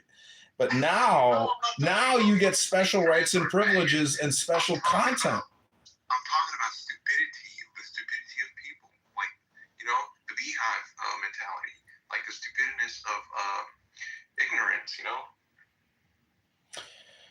Like as a mass, it's just like See, my criticism is prioritization, meaning that like if your priority is to talk about Free Palestine 24/7, like is that really on the top of your list for your life? Is that really what the hill you want to die on? It's just pathetic. It's pathetic. People aren't talking about. I'm just disappointed. but I'm not disappointed. It's just like coming to the realization that 99% of everything you hear is stupid. And like even P. Diddy, like look at all these people that just love Diddy music and Jay-Z music and Beyonce music. And now you know the truth about Diddy. It's like the thing is all communication is hypnosis. And so much of the content that we have received sucks. And it's always sucked. But because of this like special status that these people have because of racial identity something, it's like everything is... They gotta keep us, what's it called? Docile, dude. What happens when people like back then, before the media, before TV, bro, before TV, like before World War II, which is like the last time like someone fucking retaliated back at the government or whatever. In a way, that's very vague. But anyways, people were fighting. People would stand up and fucking fight. Right now, whatever goes. And guess what? The people fucking don't do anything. Why? Because they keep us docile. That's the beauty of propaganda. Look it up. I went into the Matrix rabbit hole for this, bro. You can't say dick about the Jews because guess what, bro? Ooh, you're anti-Semitic. And guess what, bro? They weaponized that. I'm not saying that the Jews were the whole problem. No, but they definitely learned how to weaponize whatever they... Yeah, but that's just politics. That's just politics. But people can't accurately describe politics. They don't understand that Judaism is political. Think about any wrongdoing like in the country, and you know why? Because we become docile. It's not docile. It's the fact that you can't really do much about it because, like I described before, if you want to run for Congress, if you want to run for the Senate, you can't even get on the fucking ballot. So the whole thing is a scam. It's a fix. Okay. So you know it's a scam. What are you going to do about it? Well, I criticize and complain about people that complain, but I feel that like just improving myself is how I improve the world. And like if you have that type of an attitude, you won't let these losers on this app waste your time. You will actually just try. Like I said, I have essentially walled off access to my brain with all of these low IQ speakers. I want to record them because I really hate them and I want to monetize them. It's a challenge. You know, this is like a game that I'm playing, but other people aren't even playing this game because they're that low level of game players. Like they will create these rooms until they die. Like Nathan the artist, Andrew R., all of these people, there's basically 5 to 6 mega rooms that never stop and run 24 hours a day. And, you know, there's an opportunity there to record these people because there is no copyright and people claim, oh, you don't have my permission. Oh, okay, bitch, you're in a public square. I don't need your fucking permission. And if you got a problem with it, sue me. But you're not going to sue me because you don't even have the money to sue me. And I don't even have the money to give you if you win a lawsuit. So the whole thing is stupid. Anyways, Joanne, welcome to Marketing 101, Clubhouse YouTube monetization of you. Joanne, what's up, Joanne? This is fucking outrage. Holy shit. For just a point of information and not an opinion, I've been to court like 12 times and I've won 11, and it was always pro se. So, and the rule of thumb when you go to court is you can have a bad case and win, and you can have a good case and lose. So I don't know what the rules are regarding anything, but if you get some whippersnapper, all right, that's got my kind of personality that decides to do something, you then are going to have to pay to hire a lawyer if you have to try to say something pro se. It's a lot of work to say something pro se. It's massive. Yeah, I've represented myself pro se in election court, and it's a lot. I have a trial coming up worth $20,000. I'm representing myself pro se. It's unemployment insurance through the state, which they have denied me for almost 2 fucking years, and I finally have the trial coming up soon. I'm probably going to lose it, which sucks, but we'll see. No, don't say that because, just keep in the back of your mind the paradigm of a lawyer is Mm-hmm. So if you can play into that fear, you know, it's kind of like when you're playing tennis. If you can get him to be more afraid of you than you are of him. Well, the opposing attorney would be my former manager, who actually showed up at the last hearing, and he hates my guts, and that's why he showed up. He threatened to punch me in the throat if I ever returned to work, and I filed an EEOC complaint, and I actually also have another trial coming up worth over $200,000 with an EEOC administrative judge. Because it just happens. You know, some people don't go to. It depends on whether you let people do something to you. I mean, I didn't want to end up going to court, but you know, I was in the garment district. I had my own business, and people didn't pay me sometimes. Lord, would you say that you're a sue happy? No, I'm not. These are just small things that have happened because of employment. Like I worked at the IRS for 5 years. You have every right to bring that case. I mean, if I would bring it, I would have brought it. Yeah, my manager called me a whore, and then the senior manager said if I go back to work, he's going to punch me in the throat.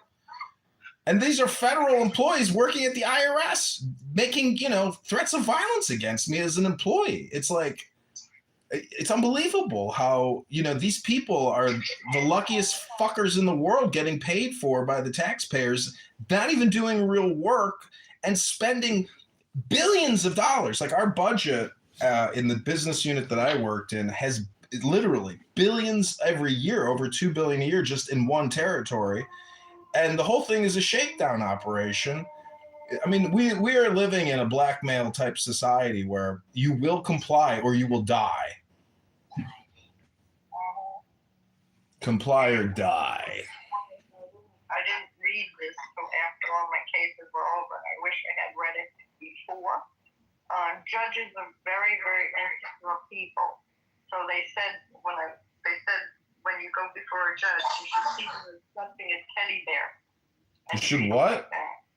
Treat him like a teddy bear? No, treat him like the judges are very insecure people. In other words, think about who would want to become a judge. All right, and so they said you should see them as somebody clutching a teddy bear. Mm. And when you speak to them, you should speak to them like, you know, like they're doing that. So in other words, speak to them very gently, very calmly. Mm-hmm. Hey, there you are. Did you what happened? She said she was going to, I didn't say I'm coming back in 5 or 10 minutes. And I don't know. I said, I don't know whether it would be 5 minutes or 20 minutes. Okay, everything okay? Yeah, I just, you know, my system decided to shriek at me, so. Yeah. I think when Alex decided it was time to go to bed, I think he closed the room. I didn't realize. Oh, is that what happened? Yeah, because I was surprised because all of a sudden it's like, wait, where'd the room go? Oh, really? You know, and poor Andy. I mean, he didn't even say, "Oh, I'm going to close the room." He said, "I'm going to go. I'm going to go to bed." But he probably didn't realize because I never have the green bean, so he probably didn't realize I could have kept them or that I wanted. No, you know, he's Alex. He doesn't think of other people. No, that's not true. That's not true. That's great. No, that's not true. Because you can manipulate, if you wanted to, you can manipulate the living daylights out of Alex. And Frankie. Yeah, it's Who's Lord? It's a legend. I think you'll love him. Lord was just actually, where the hell did Rich go?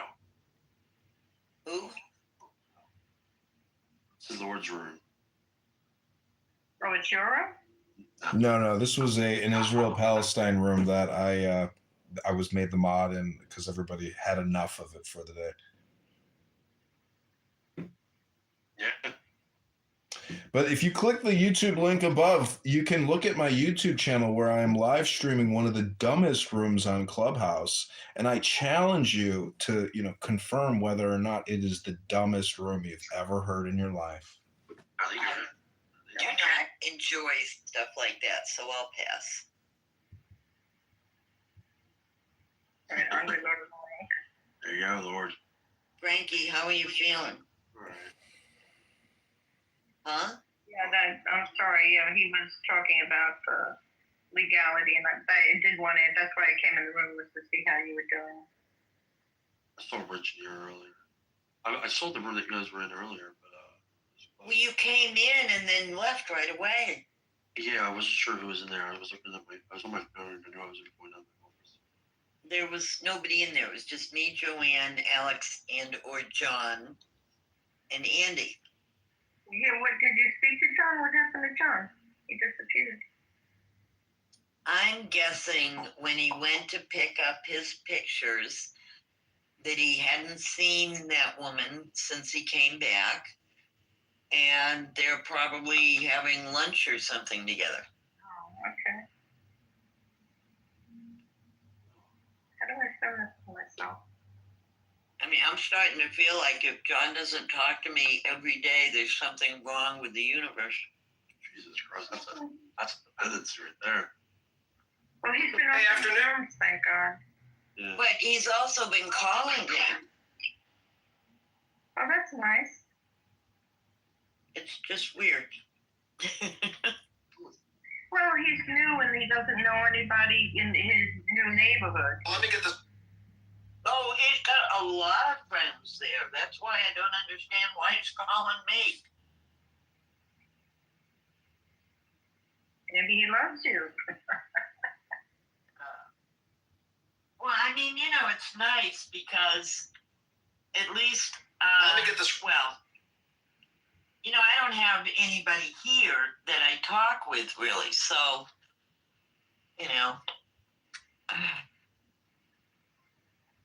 No, I know everybody's pretty much disappeared. It's horrifying. Well, even Wyatt hasn't been on the past couple of days, or if he is, I haven't caught Wyatt. Oh no, Wyatt comes on really late these days. Mm-hmm. Yeah, that's what I said. Maybe I just didn't catch him because I've been sleeping very weird.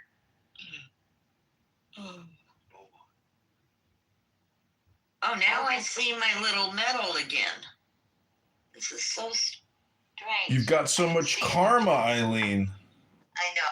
It's ripping out of my pores. Yeah, you must. My going into the audience thing is back. Isn't that crazy? I went to go see if I had a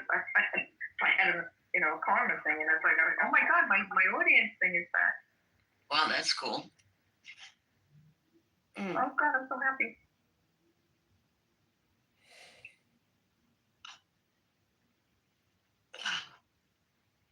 So, Frankie, did you say you're feeling okay? Yeah, I'm right there. Yeah, it's not like every day I have actually, feeling right now. I was at work today. It wasn't the best. I was stuck in the bathroom a couple of times, and I texted my boss. Actually, I was like, "Hey, I'm just letting you know I'm in the bathroom, just in case you notice I'm going off my computer for a while." But having an issue. That's hysterical. I would do that every time you go in there. Yeah, but she. Yeah, because he's being an asshole. Well, this is my supervisor. She just started, actually never from a previous firm. But yeah, no, I have a nice conversation coming back with her on Monday.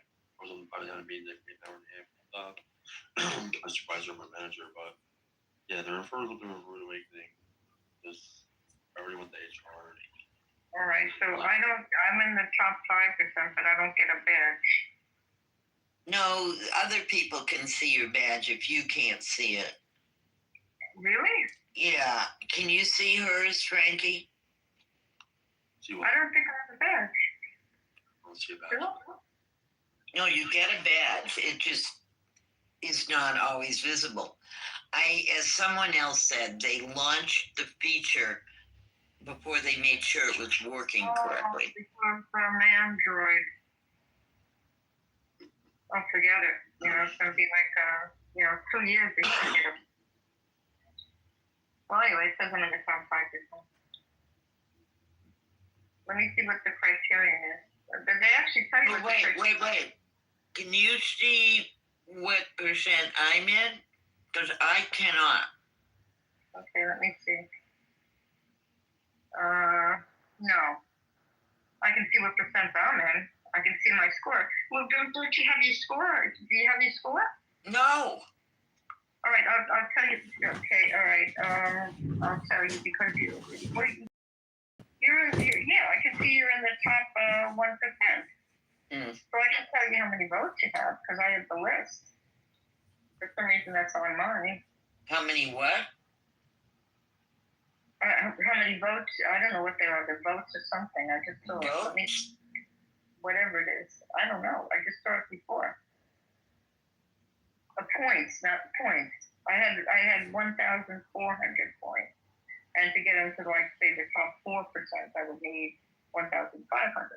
But now it went away. That's weird. Oh, there it is. It's right. It says go to your thing, and right below move to audience is something that will tell you what your karma, how many karma votes you have. Above it? No, below it. Oh, not seeing it. I can go look at yours again now that I know where it is. And for some reason it says, I've got a 4-leaf clover, so I don't know what you got. But when I went to my thing, it says your karma, and then there's a 4-leaf clover. It says I have 1,421 points. No, don't see any of that. Oh, wait. Okay, so I need 178 points to get to the top 2%. And you're in the top 1%, so you would have you have 1,965 points. Well, let me know when they monetize it.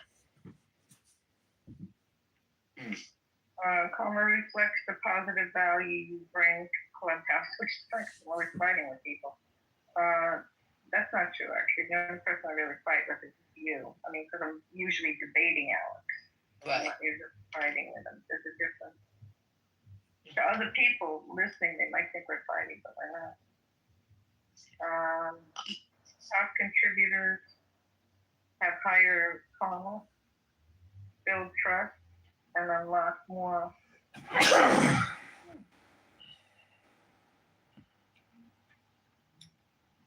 What increases my karma? You gain karma through genuine, constructive participation, including spending time listening in rooms. Well, that's where I got mine. I figured mine was because I always yell at Frankie. Yeah, I was about to say, I was waiting for it to be like, just yell, just absolutely yell. Speaking meaningfully, hosting or moderating, and that's not me, conversations people pay for, receiving positive reactions from engaged listeners, showing up to scheduled rooms, staying constantly active over time, inviting people who join and participate. Oh, I'll finish this and then I'll tell you. Participating in houses and community spaces, writing and maintaining a thoughtful profile, growing your friend network, filing legitimate trust and safety reports. Okay, so that's the criteria. That's pretty cool. All right, now I got this great thing. It's originally, remember when I tried to have that drinking game in your room? Because you'd be perfect to have a drinking game with. Because, every time you'd say block, I mean, that would have been perfect. And you ruined my night, It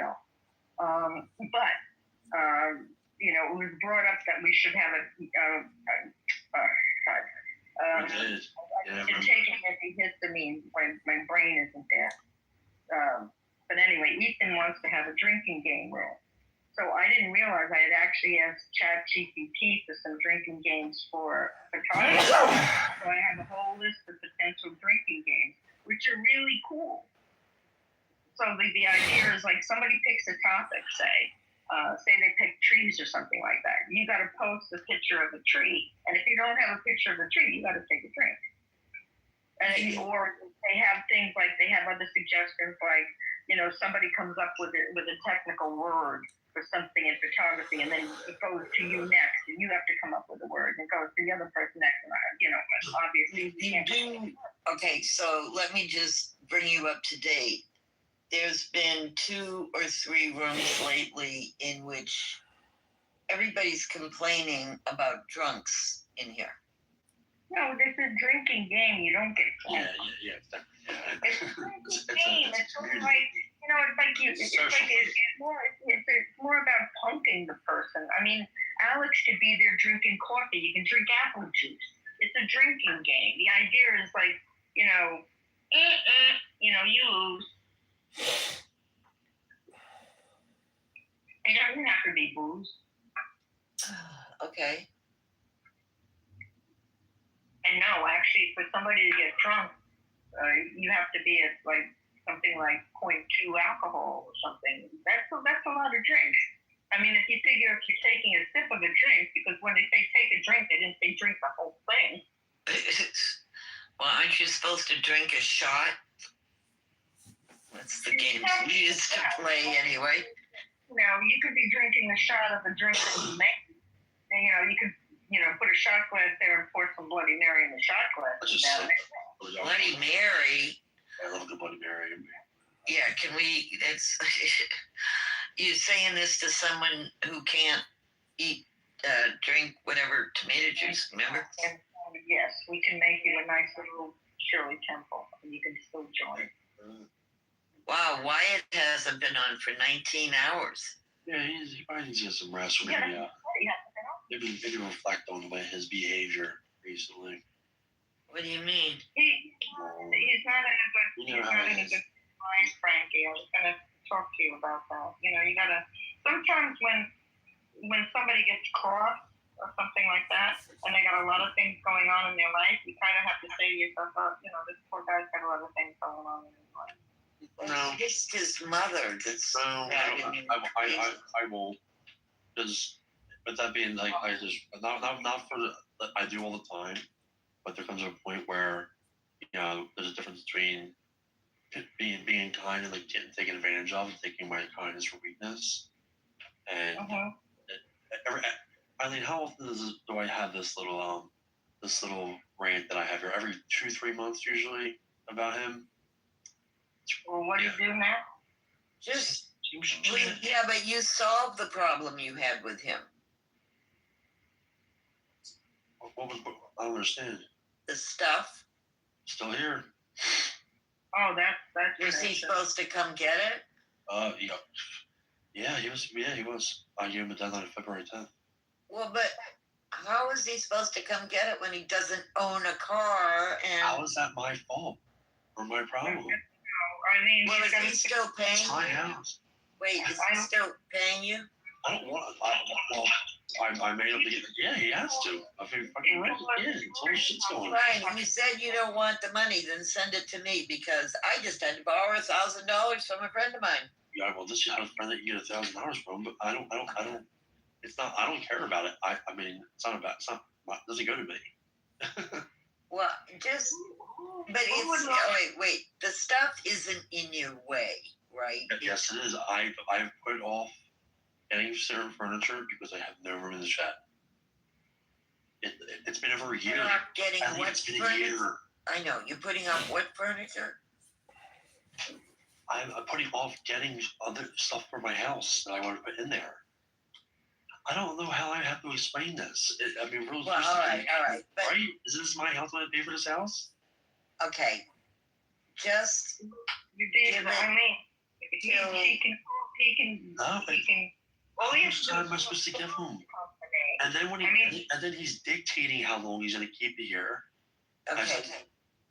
Obviously. Like telling me, and then offer me oh, dude, I'm gonna try to find a place so it's not so much travel for you and for it's not so much physical labor. I'm like, dude, are you saying that I'm helping you move it, or is that what you're trying to say, or should I ask him? Okay, look, Frankie, he obviously, from all the time I've known him, has a motivation problem. Okay. He's always going to do something, and look, I can list like 5 or 10 things that he hasn't done anything with. I know. But now, because of his mother, he may have to move again. He's not moving anytime soon. Don't be so sure about that. I am sure because I talked to Rico. So?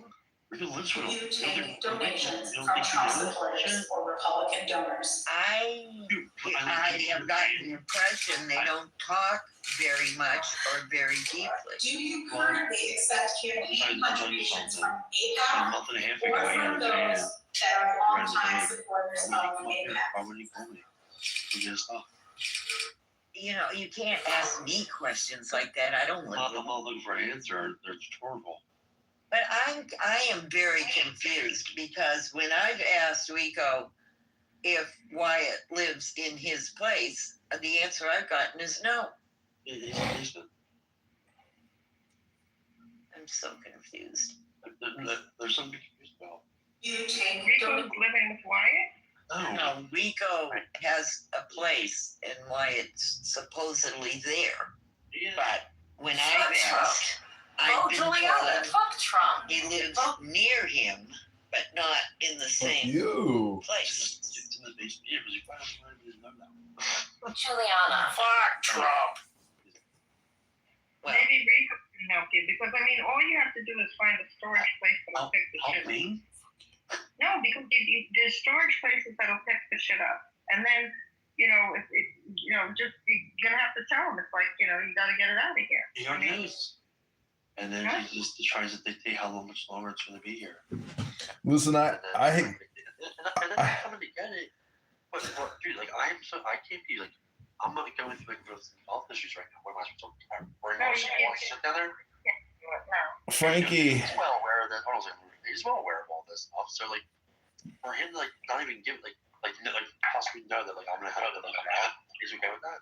wait, are you possibly getting riled about the situation because of your health stuff is making you more less patient? No, he's been. Joanne, I'm asking Frankie. No, I said Don't no. answer for him. I said no. All right. Yeah, no. Frankie, I had a friend once. I'm surprised that the stuff is still there.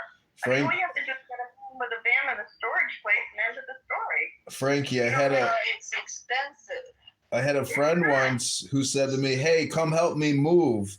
I picked up all his stuff, put it in my SUV, and then I asked his friend who picked some stuff out of his garage. I said, "That's really nice of you to let him live with you." He says, "What are you talking about?" I said, "Isn't he moving in with you?" And then my friend looks at me. He says, "Can I live with you?" I was like, "What the fuck?" Dude, that's how it was when the fucking movie truck got here. Why wasn't even in it? Fucking the stuff was coming. I had to go through all the. I had like all the guys were to put the stuff out. Like FaceTime so you could tell me what was they made. Like it was so fucking mayhem. And that was the first time I got like a real taste of what like why like outside of clubhouse, because there was a real life situation, and I learned a lot. And I learned a lot. I don't embarrass them on here, but I very well could. That's like storage is expensive in New York. Yeah.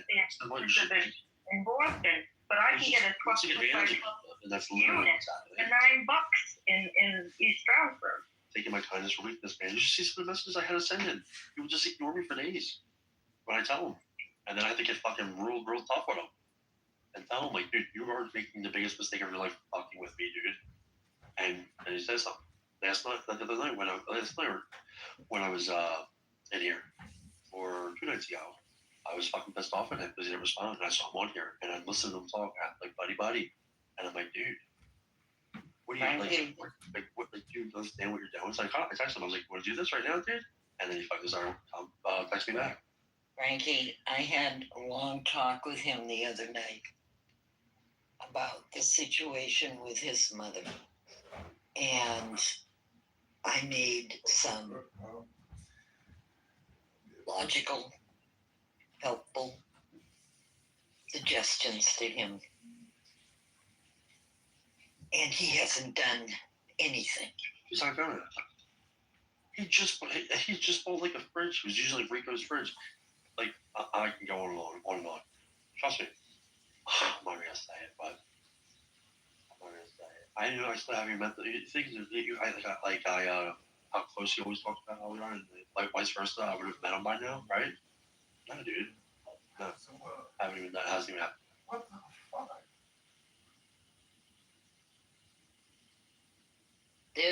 I'm doing him a favor. And like, I've given him over a month and a half of a deadline, February 10th, dude. Like, why do I have to be dictated of when it's gonna leave my house? Like, this is like my house, and you know, if it's where you say what's up, like, no, dude, no, the lines are be drawn, boundaries are crossed. I was very nice. I had stuff to take for 6 months for nothing. I said, I was like, listen, I work with you. You need to keep it here, and this is what we're gonna do. Like, he's only made 4 payments. It's not like he's paying so much money, and it's nothing. Trust me, I'm just not doing it for absolutely nothing. So I really don't feel like a fucking piece of shit for fucking being taken advantage of. Well, it's like, it's called a man with a van. You get what I'm saying, though. I think. Hold on, Josh. I think I have to you understand where I'm coming from, right? I understand where you're coming from, but I'm starting to realize that Wyatt is a lot more broken than we think. Maybe so, but he's just lazy. I don't think it's lazy. It is. I think it's a combination of things. The level of stress that he's been showing about his mother, and I'm not trying to judge people, but 100% of the people that I know that have to take care of their parents have gone through the exact same thing. I've done a lot of counseling with we used to call it the sandwich generation, except that Wyatt doesn't have his own kids. This is a 60-year-old person who's never been married. Okay. That's a big issue. Yeah. Well, maybe because of his character. Yeah. Exactly. He never gets off his ass and completes anything. Or starts anything. What? Or even start anything. Well, he started that fight. I love it when people ask him what he does and he tells them about his financial channel. Yeah, there's one video in there in 3 years. There's an intro. He needs to stop that shit too. Like, he doesn't do anything. He doesn't have a job. He doesn't have a car. Yeah, break your sizzling. Why don't you go out and why do you go to Target? You always talk about how he's with his friends. Why don't you go up and go see? And he tells me he's just like, oh, I got something to do. All right, I understand everything that you're saying. Yes, he's under far more stress. That's why I was saying to Frankie, because I did notice he's very stressed. But I didn't know that he was keeping the boxes there, because that's the real simple thing. You go on Craigslist, it's called Man with a Van, and they'll come and they'll pick up the shit and they'll take it to storage and end of the story. Or if you have to take them to small claims court, you have to take small claims court. No, there's nothing this is not a thing for court. Right to the curb. It will go right to the curb. Is somebody can talk and talk and talk, but as soon as they get this notice, all right, you don't have to take them. You just have to show them that you're willing to take. But do you realize that's your first solution for every problem that somebody has in there? It is, because this is a big problem. That thing has been in his house for 6 months. A year. And it's like if that's the point where the friendship's not there, it's a year. I mean, that's not a friend. Somebody that takes advantage of somebody for a year. That's a friend that you have to worry about.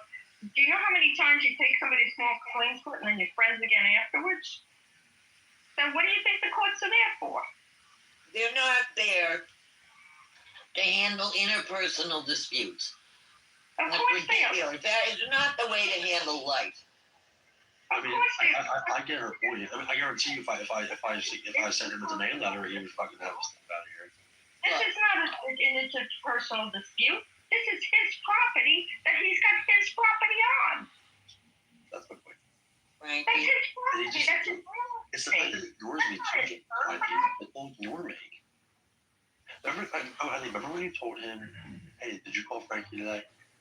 Sure, you said you were phone." And then he's like, "Yeah." And then he stopped and he said no. And I said to him before I got off, I was like, "Yeah, dude, make sure you call me today." And he said, "Okay, never did.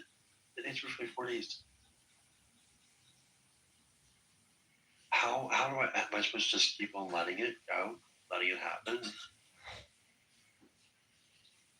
I have to draw the line.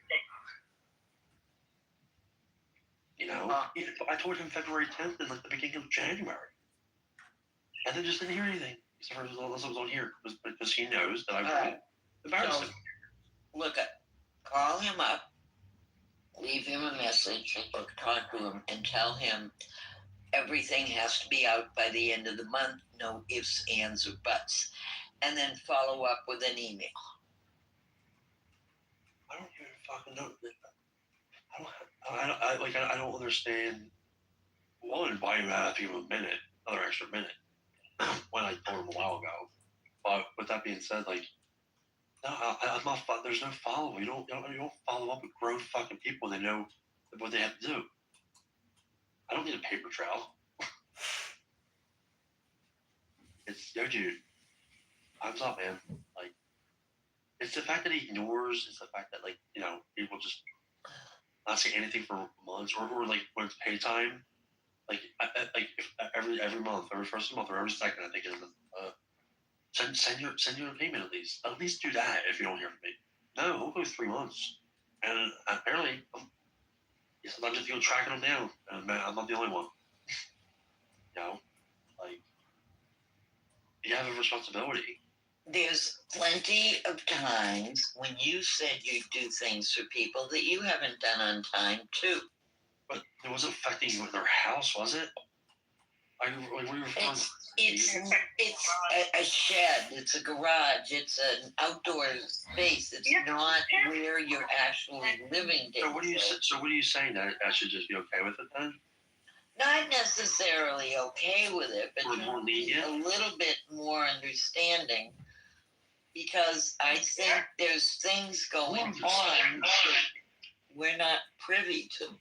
But then why is maybe he should say something like Eileen? Well, you could ask him point blank. All we have to do is get a man with a van. End of the story. That's it. That's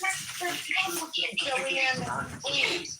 Just because it's not in my house doesn't. So I should. Like, yeah. Well, it's not really. Dude, it's everywhere. You know how much is in there, dude? It's so much. Like I want to read. Dude, there's fucking. Ooh, that's a tough one. Crockett, AOC, or Kamala? Damn, that's a tough one. The dumbest? It's probably Crockett, but Kamala's stupid too. What kind of agreement he has with Your granny wants her hat back. No, it's not my business. Larry Trump 2028 would be fucking amazing. I do like Trump. No, but do you know I love how Trump. long he was? It's possible because I've been conditioned, though. No, I don't think. But we're really, worried about that.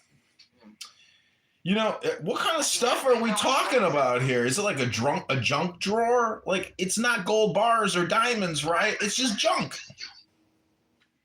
Lord, that's not true. It's Wyatt's stuff. No, it's trash. It's all trash. It's a hoarder, dude. It's all trash.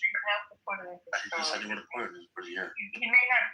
Storage is not. It's causing fucking issues. Like, dude, it's causing issues in my fucking house. I mean, it's gotta go. Frankie, just get it. Go then, handle it. Yeah, I mean, but be respectful. Don't you? If you're dealing with somebody that has mental health issues, try to be respectful and don't cause yourself any turbulence by pissing off somebody that clearly has mental health issues. But you have to create your boundaries, and if you can put it in a storage locker and pay for 30 to 60 days and say your shit's in storage now, if you want it, go get it. Here's the keys. But why would I do all that? Why would I go that extra month? Because sometimes the person can be a bigger problem than their shit. You don't want a problem with the person. Frankie's dealing with his own physical problem. Why not? Why is not an issue? Well, anyways, I mean, you're basically dealing with somebody's mental health here as opposed to like their shit, because garbage is garbage.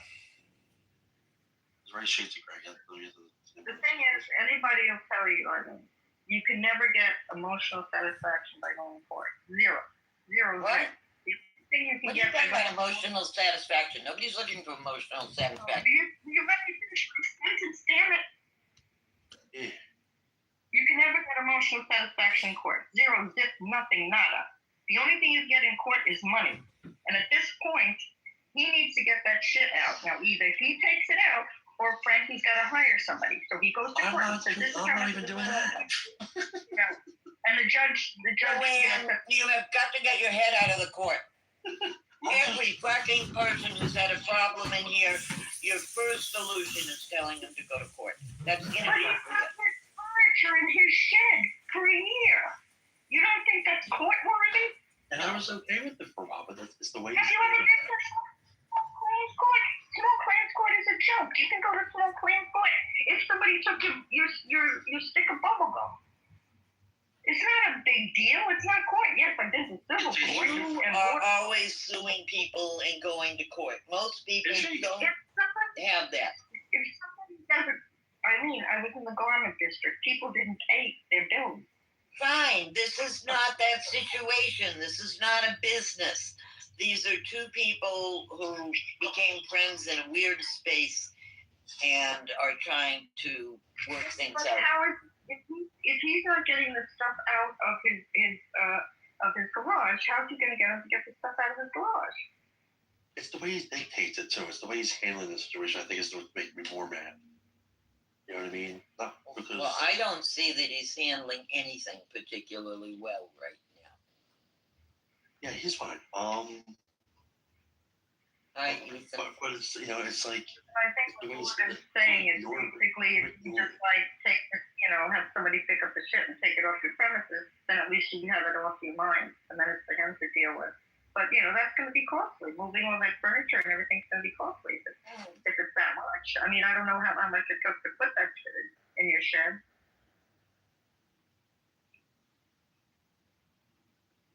I thought you were reading this again.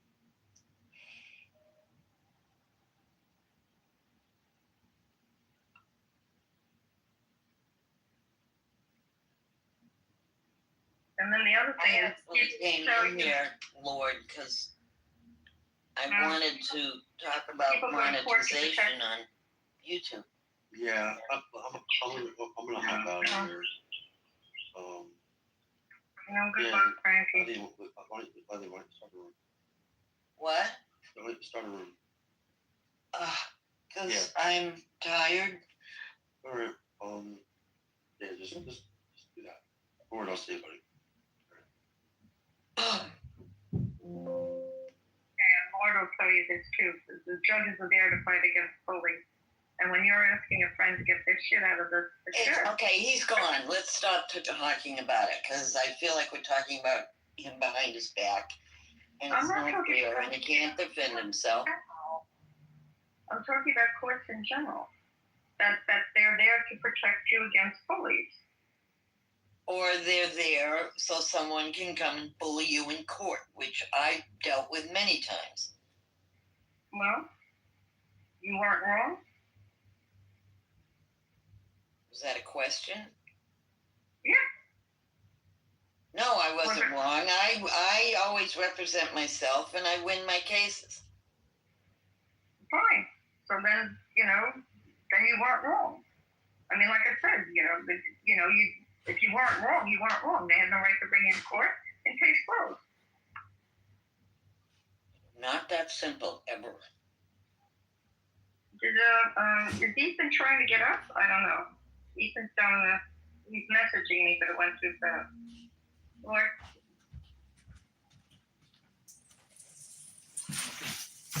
Where'd he go?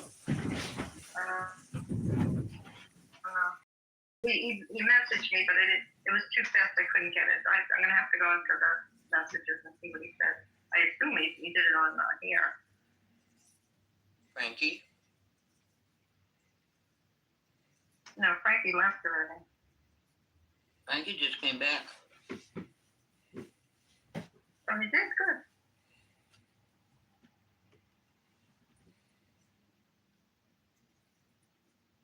So anyway, Lord, are you monetized on YouTube?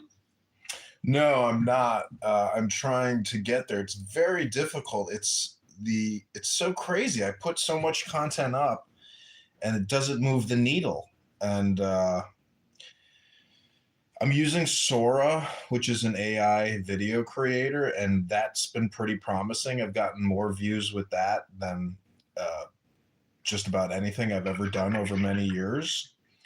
So I'm optimistic about that. But I try to live stream Clubhouse because it's just so stupid, and people here are so worthy of mockery, and but it's a challenge, because there's so much profane vulgarity that. There's a lot of hate speech, and YouTube has community guidelines and whatnot, but I'm trying to get monetized. Well, is it a question of views or a question of followers? It's a question of followers and then metrics like viewing, like number of hours viewed. So that's what it is. I'm like, in one 365-day cycle, you have to have so many view hours in order to get monetized, which is, a challenge. Do you put up just a video, or is there a story or text that goes with it? That's what I'm not doing, which is the search engine optimization component of getting. No, that's not what I'm talking about. Yeah, there's a title that you put in for a video. What are you suggesting? All the research that I've been doing recently has been saying that you can't just throw a video up somewhere. There needs to be a story of some sort. Well, yeah, every video is a story. I mean, every video is a story, but do you include maybe why you made the video, or how you made the video, or why they should care about the video?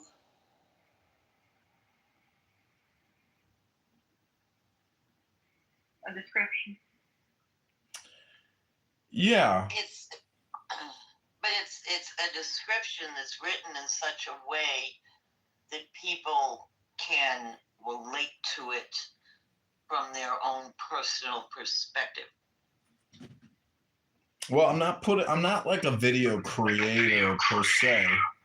I'm live streaming Clubhouse rooms across 15 different YouTube accounts, and is that legal? I don't know. I'll have to check with Hashem, in Shemayim, to find out what the heavenly court says about live streaming retards. I'm a retard finder. No, Clubhouse is.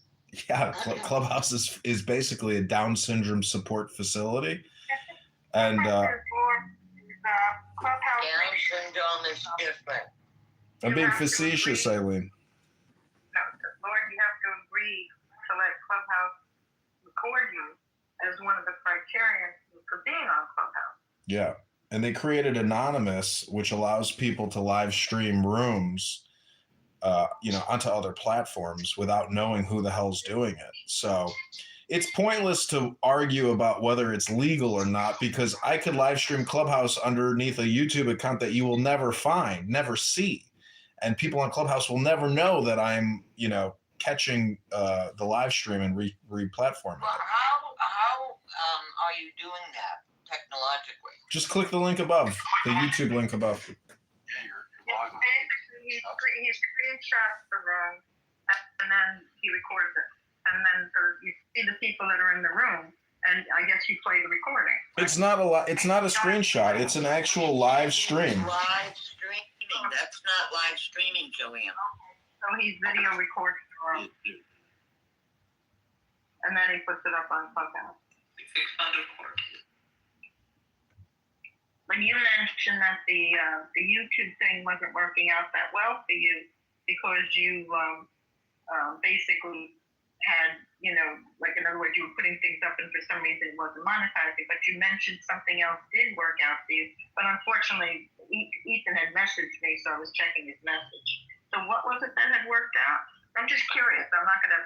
No, nothing has, I've made no money. I'm getting closer on one account because of the Sora, which is the AI ChatGPT video creator. Those videos have been performing very well and getting a lot of views. The algorithm can detect that it's AI and it gives it a high value, feedback in the algorithm. So like a video that I put up, it might get, 6,000 views, 10,000 views, as opposed to like no views, If you haven't used Sora yet, try it. It's unbelievable. It's called Sora, S-O-R-A, Sora. But how do you use it? You just put in a prompt, whatever you want, and then you can cast yourself, so it'll create videos using your face. It's incredible. If you own a business, you can create marketing videos for your business immediately. It's unbelievably powerful if you know how to, if you experiment with it. Whatever topic it is, you can create videos. I love AI. I know there's some for music where you can put a piece of music in and they'll create songs. Yeah, I create music too. I use Suno, which is another AI app. What was the name of the first one? Sora, S-O, so, and Ra, Sora. And the other one's Suno is the music one. Most people, that is a lot of work and very little money. It's a lot of work, yeah. Unless you go viral and there's a click thing that happens. And then people make a shit ton of money. And I've been going to all these webinars and talking to all these people, trying to figure out where that trigger is and what that trigger is. And people say it has changed. Yeah, of course. What do you mean, of course? No, I mean, the platform has been there for how long? And now it's changing in the past year or two. I mean, there's trends in everything. There's trends in marketing, there's trends in social media, there's trends in movies, there's trends in fashion, there's trends in even what people talk about, there's trends in politics.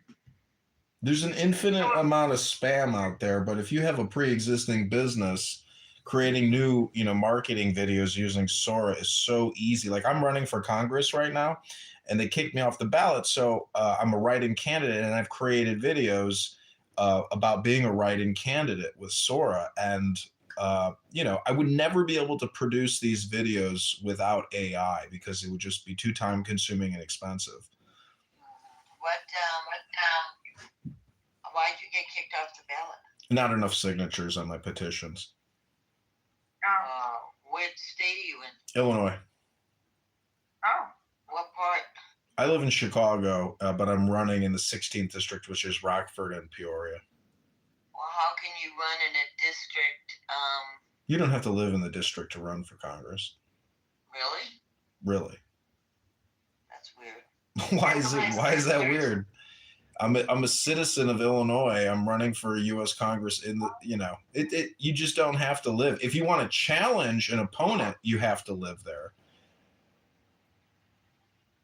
Like the people that challenged me actually live in district. Otherwise, it would have disqualified their challenge. Okay. I mean, I find this fascinating because that was many years ago. That was my plan, and it got short-circuited by a number of things. It's absurd because when you do the petitions, you can challenge every single signature, and they draw you into court, and then you have to go get an affidavit of somebody that signed your petition. You have to go to their house, get a second signature, and so basically the whole thing is rigged if they choose to challenge you that way. And I tried to challenge my opponent, and guess what they did? They didn't audit him, but they audited me. They audited all my signatures, but they didn't audit him. How many did you need? 1550. And I turned in about 1650. And the craziest thing is they accused me of fraud, and I accused him of fraud 1,000 times over. And but it's just a news blur, but it still upset me. But then I realized, I wish you'd told me you were collecting signatures in Chicago, because I have two sisters. One lives in Highland Park, one lives in the city, and they're both heavily connected with lots of people. Well, they probably like the guy that I'm running against. His name is Darren LaHood. A lot of people like him, but I'm not a big fan anymore. Is it a question of Democrat or? He's Republican, but he's, pro-Israel. He's a big AIPAC recipient, which is fine. I'm just saying that my criticism of him is that, the COVID-19 vaccine propaganda that he put out was just, he's just shilling for Big Pharma. He told everybody, get vaxxed, do it. It's the right thing. It'll save you. It'll save your family. It'll save our community. That kind of bullshit. And, I'm sorry, that's not bullshit. You really think so? After all the news that's come out about Fauci and Bill Gates? I mean, yes. Epstein because was... a whole nursing home worth of veterans in Massachusetts died. I know, but in 2019... They didn't have access to the vaccine. Well, the point is, the vaccine, in my opinion, is the virus, and they cooked it up in Wuhan, and it's just the health effects from getting vaccinated versus using your natural immune system. Statistically, it didn't improve health outcomes. So it was an experimental vaccine. I think you need to look up your statistics. But on the other hand, I will say that the vaccine was not tested for long enough.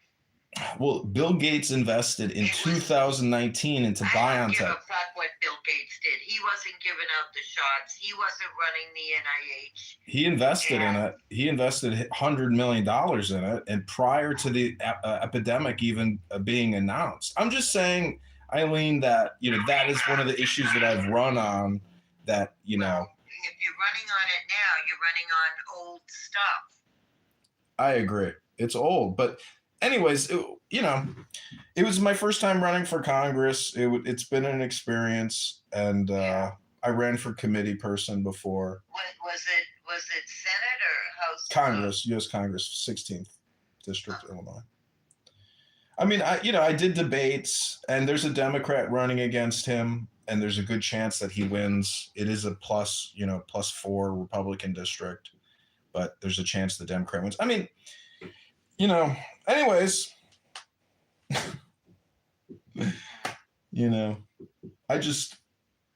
I don't know. I mean, the World Health Organization is a vaccine pushing organization, which is really just a lobbying organization for Big Pharma. And yeah, I'm reading more about that lately, and I'm a little disturbed at what I'm seeing and hearing. I mean, I would rather go to the gym and have a nice dinner than, go get Pfizer's latest update. I'd rather have a Coca-Cola. I'm 42, 43. That's why. Your whole generation of people really mistrust all of this stuff. And I'm amazed at how many men I meet in their 40s who say similar things. My son is 41, refused to get vaccinated.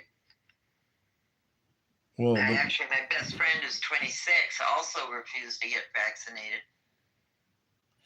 Well, for women, the health outcome is not as bad for men. Apparently, the myocarditis, really flares up with men as opposed to women. Like everybody in my family is vaxxed, and they're all alive. So I'm not saying that it's terminal.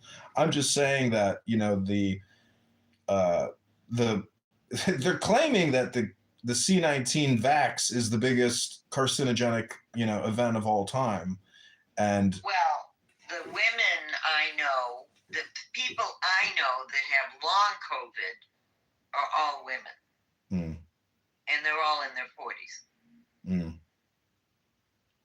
Well, that's why I say maybe it was an unnecessary medical intervention. Well, but it's old news now, and to run and push that agenda now is irrelevant. Well,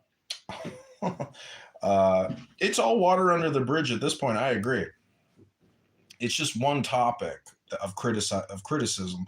My other criticism is the national debt at 40 trillion. I've never heard a Democrat ever mention about the never-ending debt. All they talk about is, raising minimum wage, free child, free this, free that, free this, free. But they have no concept of the fiscal crisis and the financial crisis. And that is not true in the least. Then you're not listening, because the other thing, which you haven't mentioned, is the reason that part of the reason we have this debt is because so much money is being siphoned off into the military. Yeah, that's the big one. Unnecessarily. It's a big one. Leeching the Social Security system for the military. Yeah, that's a trillion. That's 1.2, 1.3 trillion, maybe even more every year, and it's insane. It's insane, and it's been like this for over. Since 9/11, we've been spending well over $1 trillion a year. It's been like this since Reagan was president. Yeah, it's out of control. It's a big problem. It's a cancer on the world. But it's our cancer. I think that we live in like a perpetual civilization, and all this fiat currency. It's just like a civilizational point. The whole world is in debt. Japan, Germany, China. Everybody has huge amounts of debt, but nothing compares to our debt. If you go to usdebtclock.org, you can see that. You could take the top 25 countries, and it doesn't even come close to the amount of debt we have. So we have this huge World War II legacy victory, which has allowed us to basically inflate our dollar supply to the highest levels of our history. And we're not even on the gold standard anymore because of Reagan. That was Nixon. Okay, Nixon. Well, don't get me started on that little piece of shit. Yeah, Nixon is the only president in American history that did not have a stock market gain. Guess who has the biggest? Bill Clinton, because of the 00 bubble. And but all these bubbles are really because of Congress and the Federal Reserve passing acts and spending trillions of dollars out of thin air. So I'm just trying to accurately describe what I view the situation as, and then apply it towards my political criticism. Well, I think you need to do more reading. I know, I agree. That's what I'm trying to do, is read more and listen to less Clubhouse, because Clubhouse conversations are not educational, despite how many times they tell you can learn something here. You just can't. No, you can't, because you can't learn from other morons. I agree. I mean, I have been leading chats since 1989 and have never encountered the bigotry, racism, anti-Semitism, anti-Islamism, or whatever the hell it's called, and the divisions, the black and white divisions. I mean, this Clubhouse implemented their site without good user guidelines. Well, and as a consequence, everybody has been chased out of here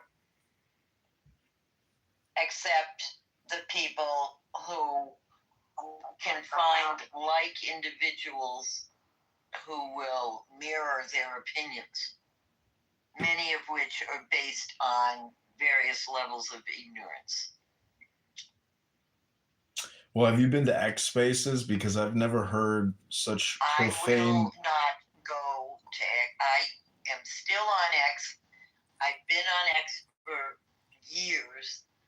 I dislike it now. I think Musk has made a mess out of it. And I tried their spaces once, and I was like, I'm not talking to these people.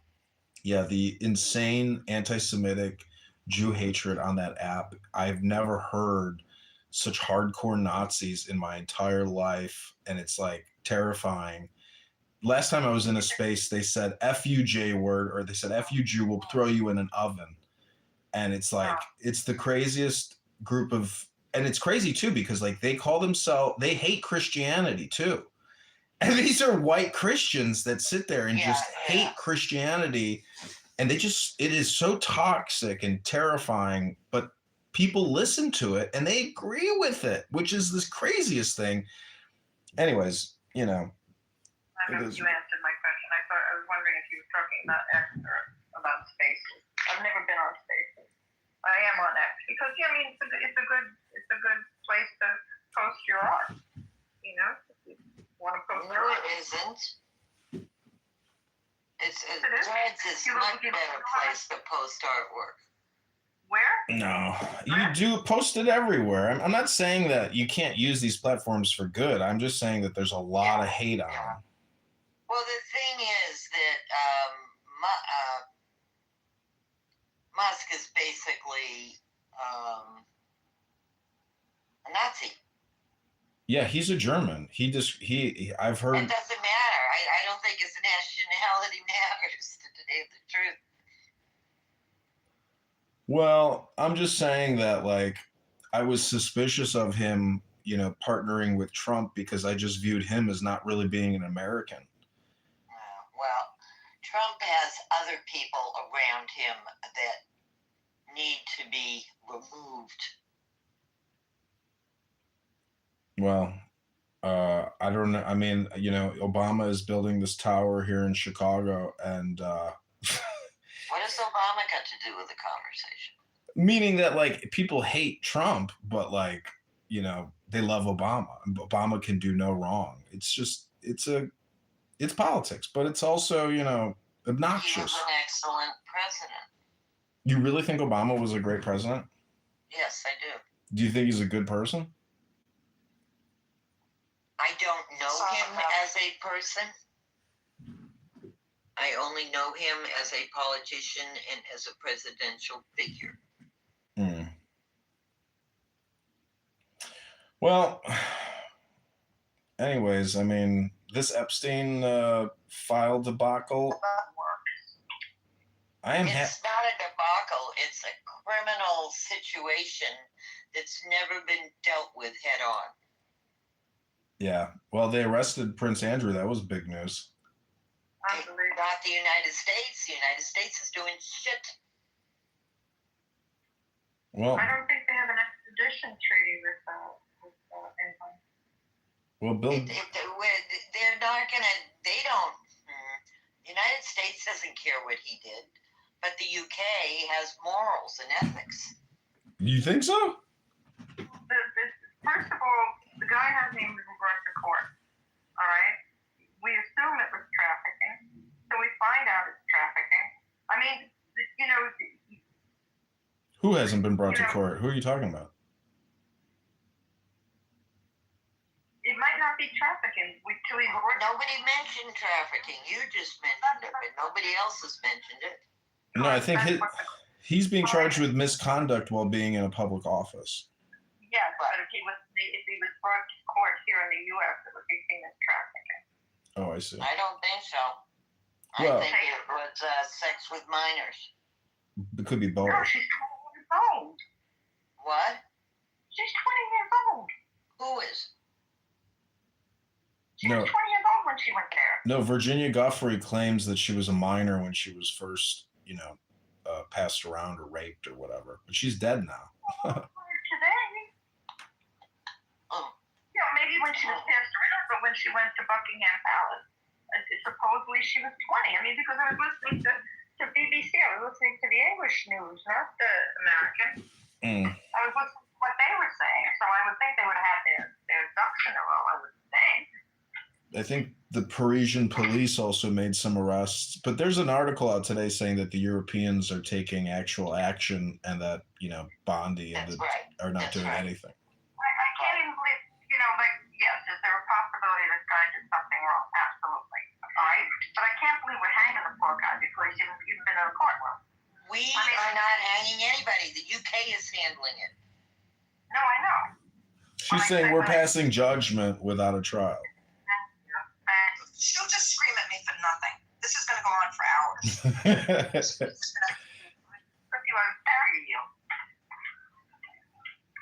Eileen's got her position, but Eileen, I mean, if you were the president of the United States, what would your top 3 priorities be?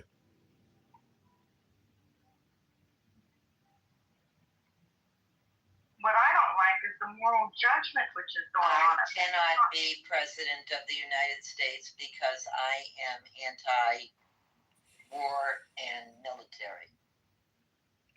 Well, I mean, it's a hypothetical. I'm just saying, if you were the leader, what would your priorities be for we the people? I can't answer that question. You never thought about it? Nope. Well, I mean, why not? Because that's the big question: is if everybody complains, if you were leader, what would you do? That's what I like to ask people to prove they've never thought about it. That level of leader, I could be the leader of the Department of Health and Human Services and handle that organization. Oh, because you think Kennedy is such a schmuck? I don't think he's a schmuck. I know he's he's a schmuck. And I am actually trained to lead an organization like that. Hmm. Okay, now can I get in a word in that first? Thank you. Lord, I wanted to ask you a question. Mm-hmm. Do you think that we've gotten a little bit on our moral high horse to a certain extent? I'm not saying that this isn't guilt, an incredible wrong, and yes, she was a minor, and what I heard from the English news program was wrong, and she wasn't 20. But at one time, Kennedy was sneaking Marilyn Monroe into the White House. Mm-hmm. When Clinton had the affair with Monica Lewinsky, I was working with Italy as well as Japan. The Italian guys came over. They were laughing because this would never happen in Italian politics where that would become such a brouhaha. Mm-hmm. Somebody was having sex in the office with somebody. But, what I'm worried about is, yes, if if she was a minor and there was prostitution involved and he's not supposed to be doing that in the palace. But do you know this guy is looking at a life sentence in England? Yeah, I know. Trump said, I saw, he said many years ago, he said that Prince Andrew's a scumbag and that he's going to Epstein Island and it's full of creeps. And, so I wouldn't say it's moral panic. I just think that, the concern is the espionage aspect of manipulation, having Epstein possibly being an Israeli, what they call an action point of contact or something. I was reading about an article about it today. Trying to put up screens and fog to confuse the issue and make people focus on something other than the fact that these goddamn old men were paying to have sex with girls that were Yeah, I get it. Okay, the word just totally left me guessing. I want to ask. And they were being trafficked illegally. What? You've never been seduced by a woman, Lord? Sure I have, of course. No. All right? So we don't know what this girl did. All right? We don't, you think there are women that are 20 years old that could possibly be gold diggers, all right? And they see the fact that somebody that's got a lot of money is attracted to them, and they go, oh, great. And don't say you know that's happening, because you and I both have. Oh, I know. Listen, the Epstein victims, their statements and testimony on the Capitol Hill, every single one of them said that Jeffrey promised me the world. Jeffrey promised me an incredible career. I thought I was the luckiest person in the world. And it was all about, using and abusing and discarding, and everybody got taken advantage of. I mean, that's the nature of, that's the type of behavior that Jeffrey Epstein, he's a predator, and he ran with predators. Bill Clinton is a predator. My father was in a hotel with Bill Clinton, and he was talking to the Secret Service agent, and he said, Bill is the biggest man whore you've ever seen. He sits in the lobby of these hotels and catcalls and brings girls up to his hotel room. He's a predator. Yeah, but you think those women don't, Of course, this is human behavior psychology. They think there's gold at the end of this rainbow. They think that, with the words that they're sharing with them, they think that they got lucky and they're gonna, use their asset. Yeah, what do they say? Oh, Prince Andrew's so handsome, I can't keep my hands off him? No, he's royalty. Prince of England. He's rich. I get it, but the thing is, all this comes down because there were 20 separate, Ghislaine is in jail for sex trafficking. And all of those men that were involved in that case, they actually, signed special agreements with the victims. It was also, none of this was supposed to come out. This was all because of Thomas Massey and Ro Khanna passing this Epstein Transparency Act, and the Attorney General and her klutzes put out all the files, and the supposed redactions were unredacted. Like, they were unredacted because those idiots didn't know how to actually cover it up. So, anyways, a lot of people are in a lot of trouble, and this is a new mind virus. And all roads lead to the Jews and to Israel, and people can't stop talking about it. But people can't stop talking about a lot of things. And, it is what it is. I'm just afraid of where we're going in terms of moral issues. That's all. All this is going to get, swept under the rug in the next war. I hate to break the bad news to you, but wars distract everybody. And none of these things matter anymore when we are now in a new, and deadly war. I mean, I think that's what's going to happen. All this debt, all this shit leads to war. That's history. All these debts lead to wars. That's what it is. It's coming, and Iran is the target. Iran is gonna get taken out. I had a friend that was a historian, to the point where he had the books that he wrote were translated in every language under the sun. And he said, when you see the building that's going on in New York, because I said to him, I said, what are they building? Nobody's coming into New York. Why are they building all this? He said, because there's going to be a war in the Middle East. Mm-hmm. And they're going to come. They're going to flee, and they're going to come here. So there's things that we don't know about, that we're not privy to. That, people like builders with millions and millions of dollars, that are on the inside track of things. Building never stops in Chicago. They just 400 million TIF, which is a taxpayer-funded incentive for the developers. The city is $50 billion in debt, but there's always money to give to developers who helped give to the politicians. Right, you got it. There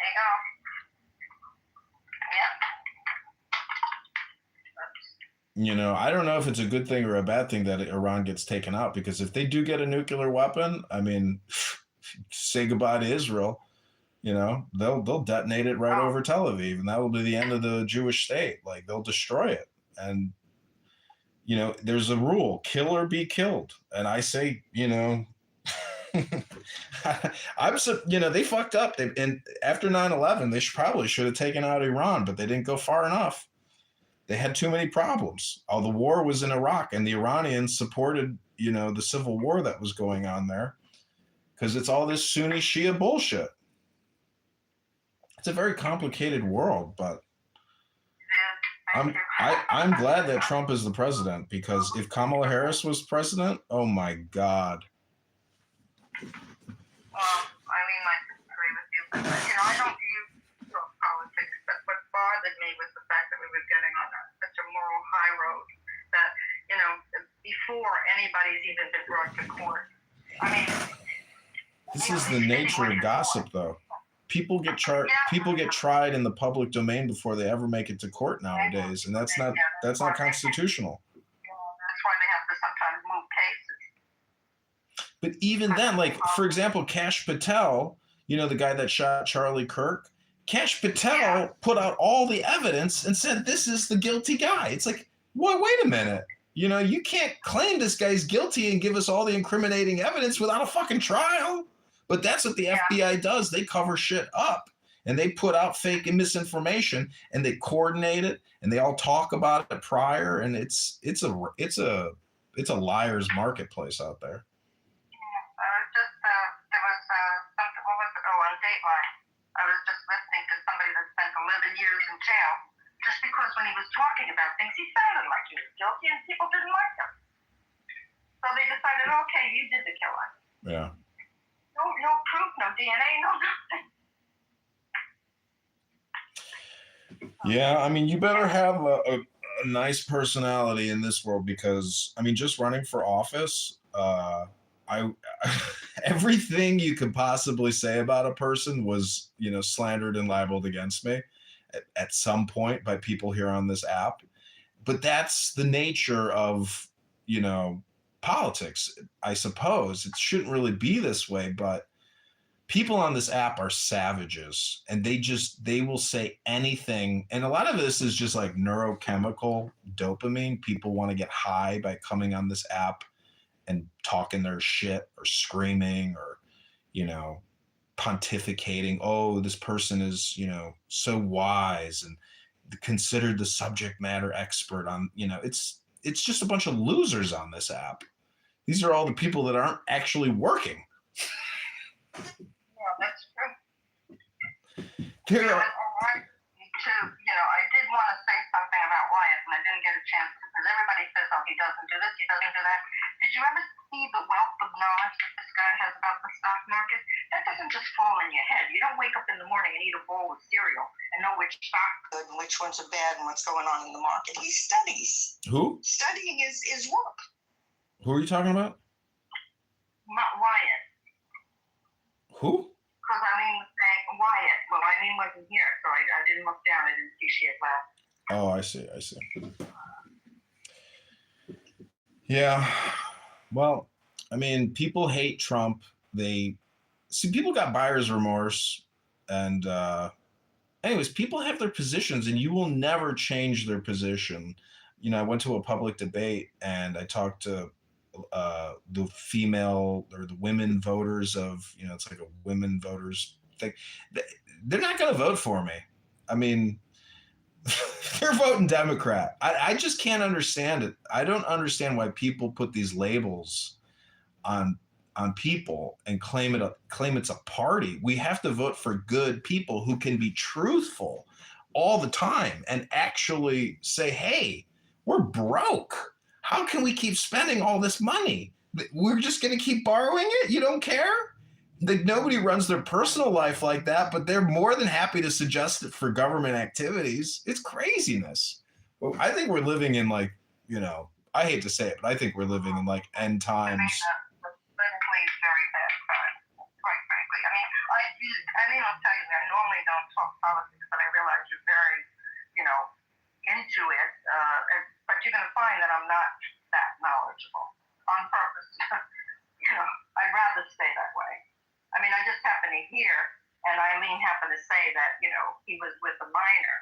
And it's like, you know, like part of me, you know, like when you grow up as a woman, all right? You think I haven't had a man put a gold bracelet on my wrist? Yeah. And you know what you do? Take it and you hand it right back to him.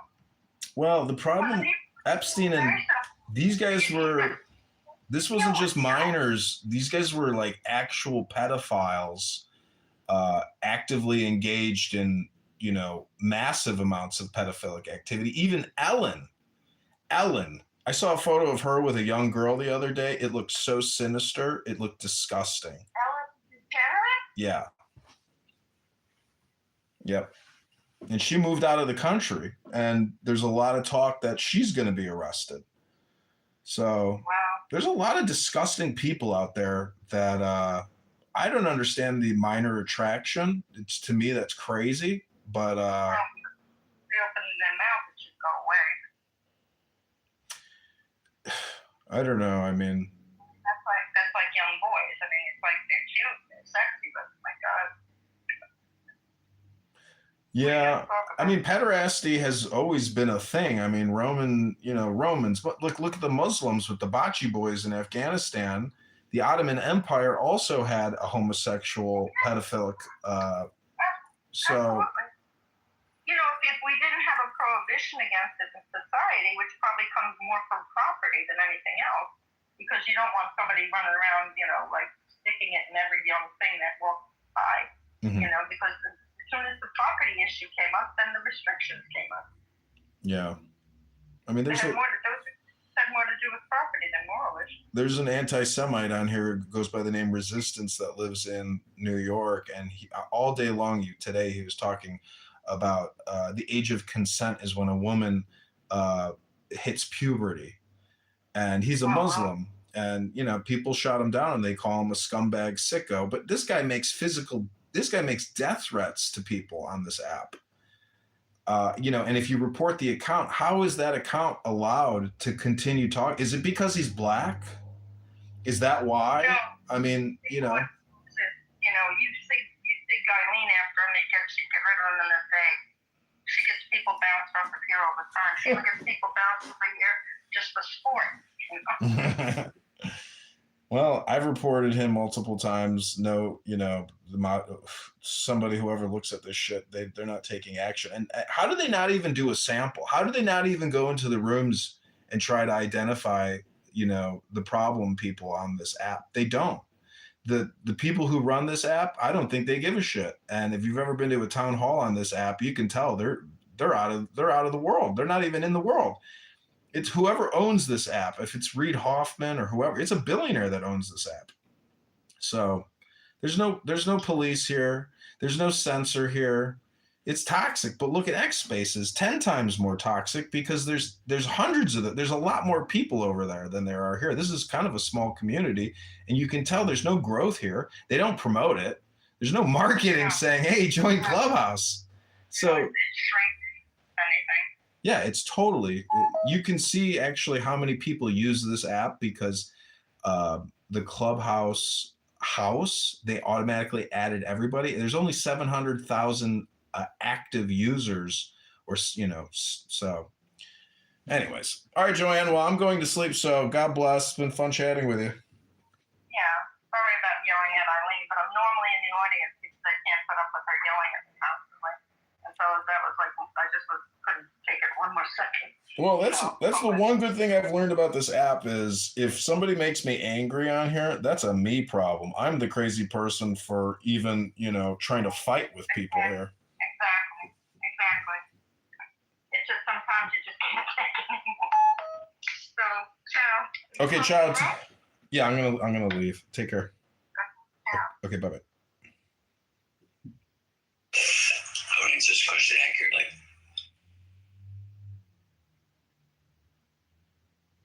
Just to know everybody who's a man. So Are you a man? That's what does the country do when it's half the population has been propagandized to commit terrorism in its own soil? Give me 5 minutes. I'm gonna come back. I have to do this phone call. Give me 5. Yeah. Okay. He has to go to Reddit to what's the best response to this triple R. Also, people in Iran, a lot of them that are protesting have nothing to lose, right? Because of the sanctions, people are crippled from being impoverished. The economic situation in Iran is bad. However, it's not as bad as Yemen or Lebanon. Or there's countries with not as bad. 99% of the value of the currency has been destroyed. That's not bad. It is bad, but the economic welfare of the people, like you don't have people starving in Iran from malnutrition like in Yemen. However, Yemen, because it doesn't have internet access and all of the, the population of Yemen is actually not as propagandized as the population of Iran. So when you have Western propaganda that's working to get the population to work against its own interests, so the West can implement a regime change, like they did in Ukraine. I get it, but why can't the people of Iran, or even the Palestinians actually just become peaceful activists and say, okay, we don't want conflict anymore. We're going to disengage, demilitarize. Let's just see how this goes. Hello?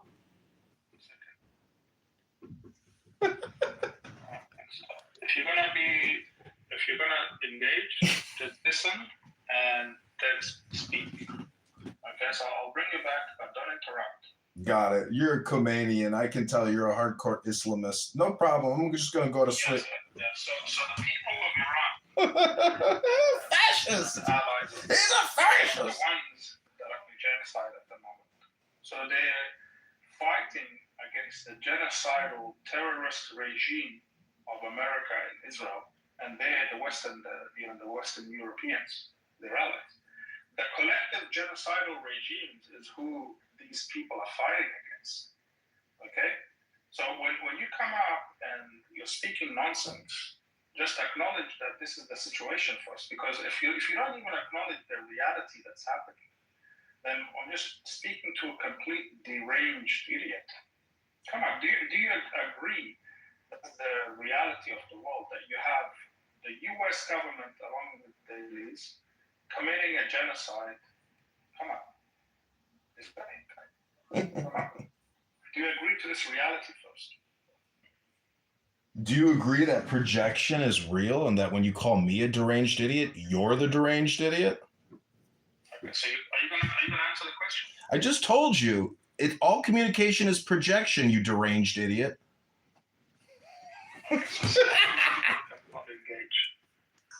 Not engage. They can't, yeah. I asked him a straight up question. We have facts. If we can't agree on simple fact, on the reality of what's happening around the world, then we're just gonna speak nonsense.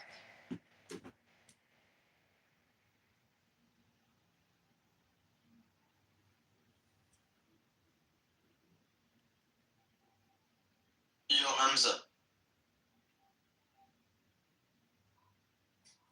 Assalamu alaikum. Assalamu alaikum. Do you know who I am? No. You don't know me? Abu Yassin. You still don't know me? No. Sorry, man. You sound like Abu Yassin. Bro, I'm Ali Ahmed, bro. You don't know Ali Ahmed? Oh, Ali Ahmed.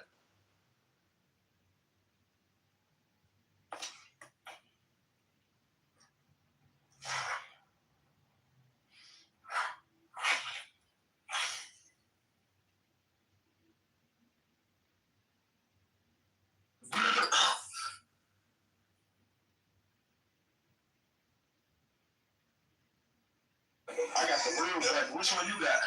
I got the real button. I got the real button. Which one?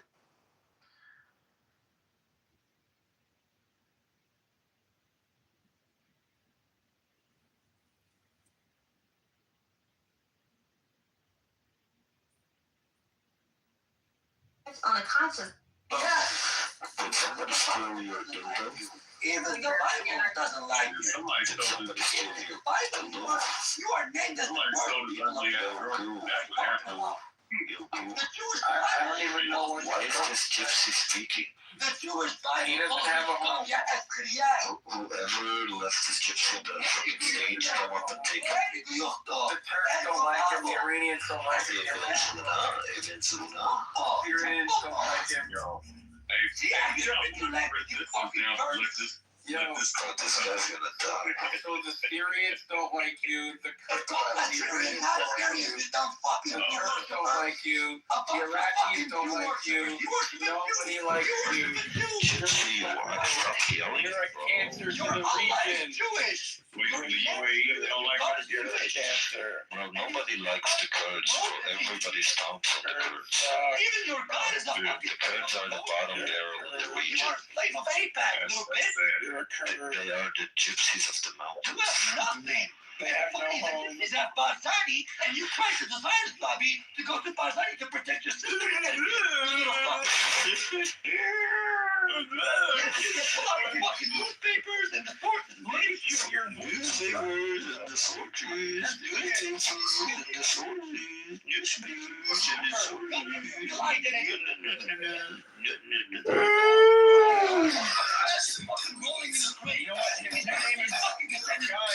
From now on, call him Beta. His name is not Alpha anymore. Yo, Beta.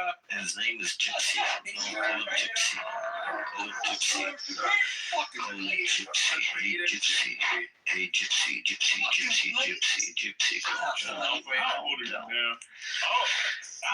old are you? Beta male. He's fucking a serious worshiper Jew. Then they claim to design his lobby. You're a sad nigga, bro. You're a sad nigga. Yo, cool. Yo, cool. Yo, cool. This sad nigga thinks he's American. I know. Can somebody call ICE? Can somebody call ICE? Can somebody call MI6 in London and get Prince arrested because he's a terrorist living in London? Prince, aka this piece of shit. Hello?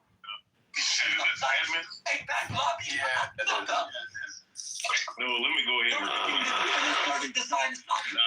you know what? I don't do that shit. That's the way Edmund does. He likes to record people. Yeah, this room's being recorded right now. Hello? Why is this still this shit? Gypsy thinks he's American. Identity. Go be independent, bitch. Then talk to me, you fucking slave. The Jew is your master, Alpha. The Jew is your master. Alpha, you don't You should bow to the Jew. You know you're just an Arab to us, right? He's an Arab, yeah. Did you just hear what Prince said? Jews live rent-free in Prince's head. All he does is talk about Jews all day long. He was actually cussing out the Jew. What's going to be amazing is when the United States actually does their bombing run on Iran and totally eliminates all of the IRGC. It's going to be so glorious. Oh, free Iran. Free Palestine, huh? How about free Iran? That's what you should all start repeating over and over again. Free Iran. Free Iran. Because there's no Palestine. That doesn't exist. That's a made-up word like trans, like gay. It doesn't exist in the real world. But Iran does, and Iran's about to fall. Free Iran. Hello? But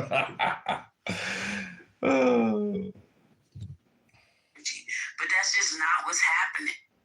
You go right back to the room.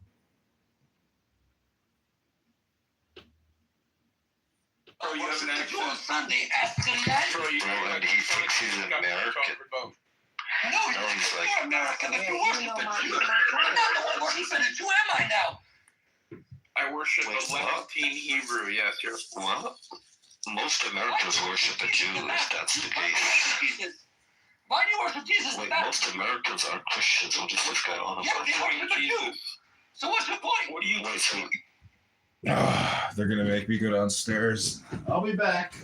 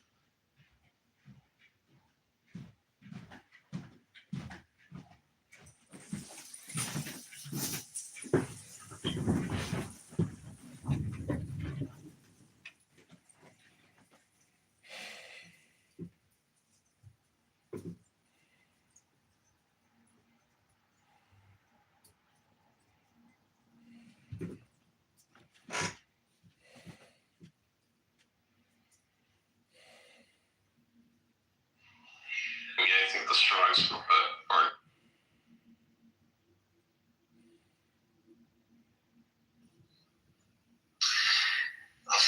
Do you have EVT cards? He's taking my advice. He's having a drink. No,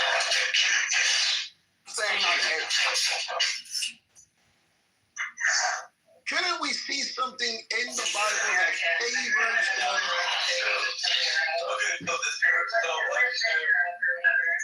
The fucking inside the motherfucking state with the most motherfucking goddamn black. Iraqis don't like the Iranians don't like that. They don't like you brought it to what is an Iraqi? What is an Iraqi? I was identified by the British in 1925. Hey, we can get that again. Oh, no, I'm cool, bro.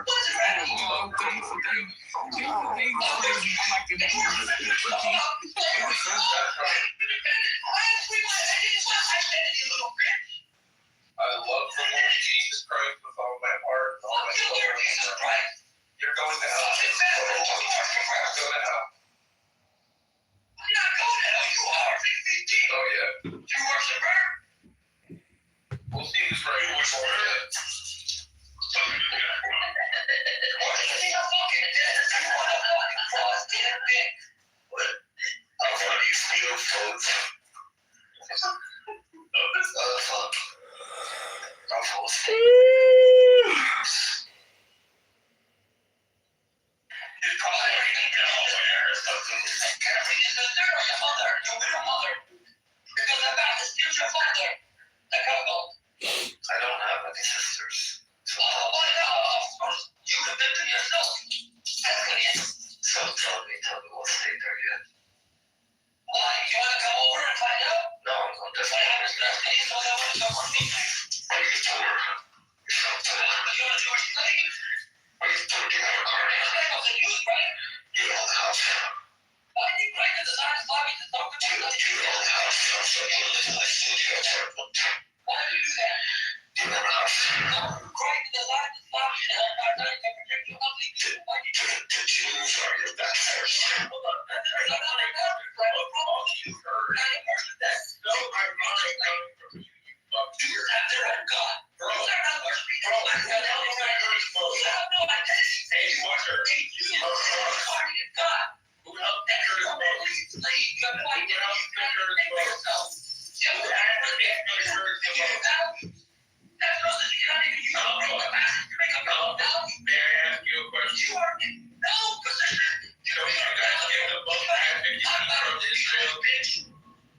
Doesn't Israel advocate check her this year? You gotta talk.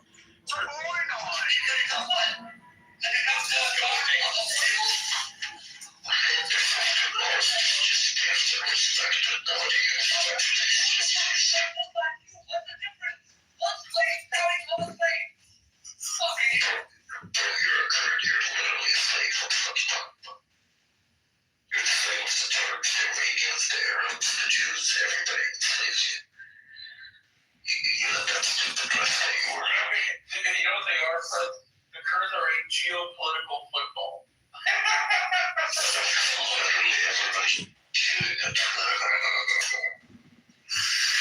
You see what Jelani did to them, bro? Bro, he made them Al-Qaeda, made them bend the fucking knee. That Al-Qaeda guy, he turned the Muslim Party guy into secretary of the Syrian foreign minister. He was holding a strike. You guys got fucking cocked.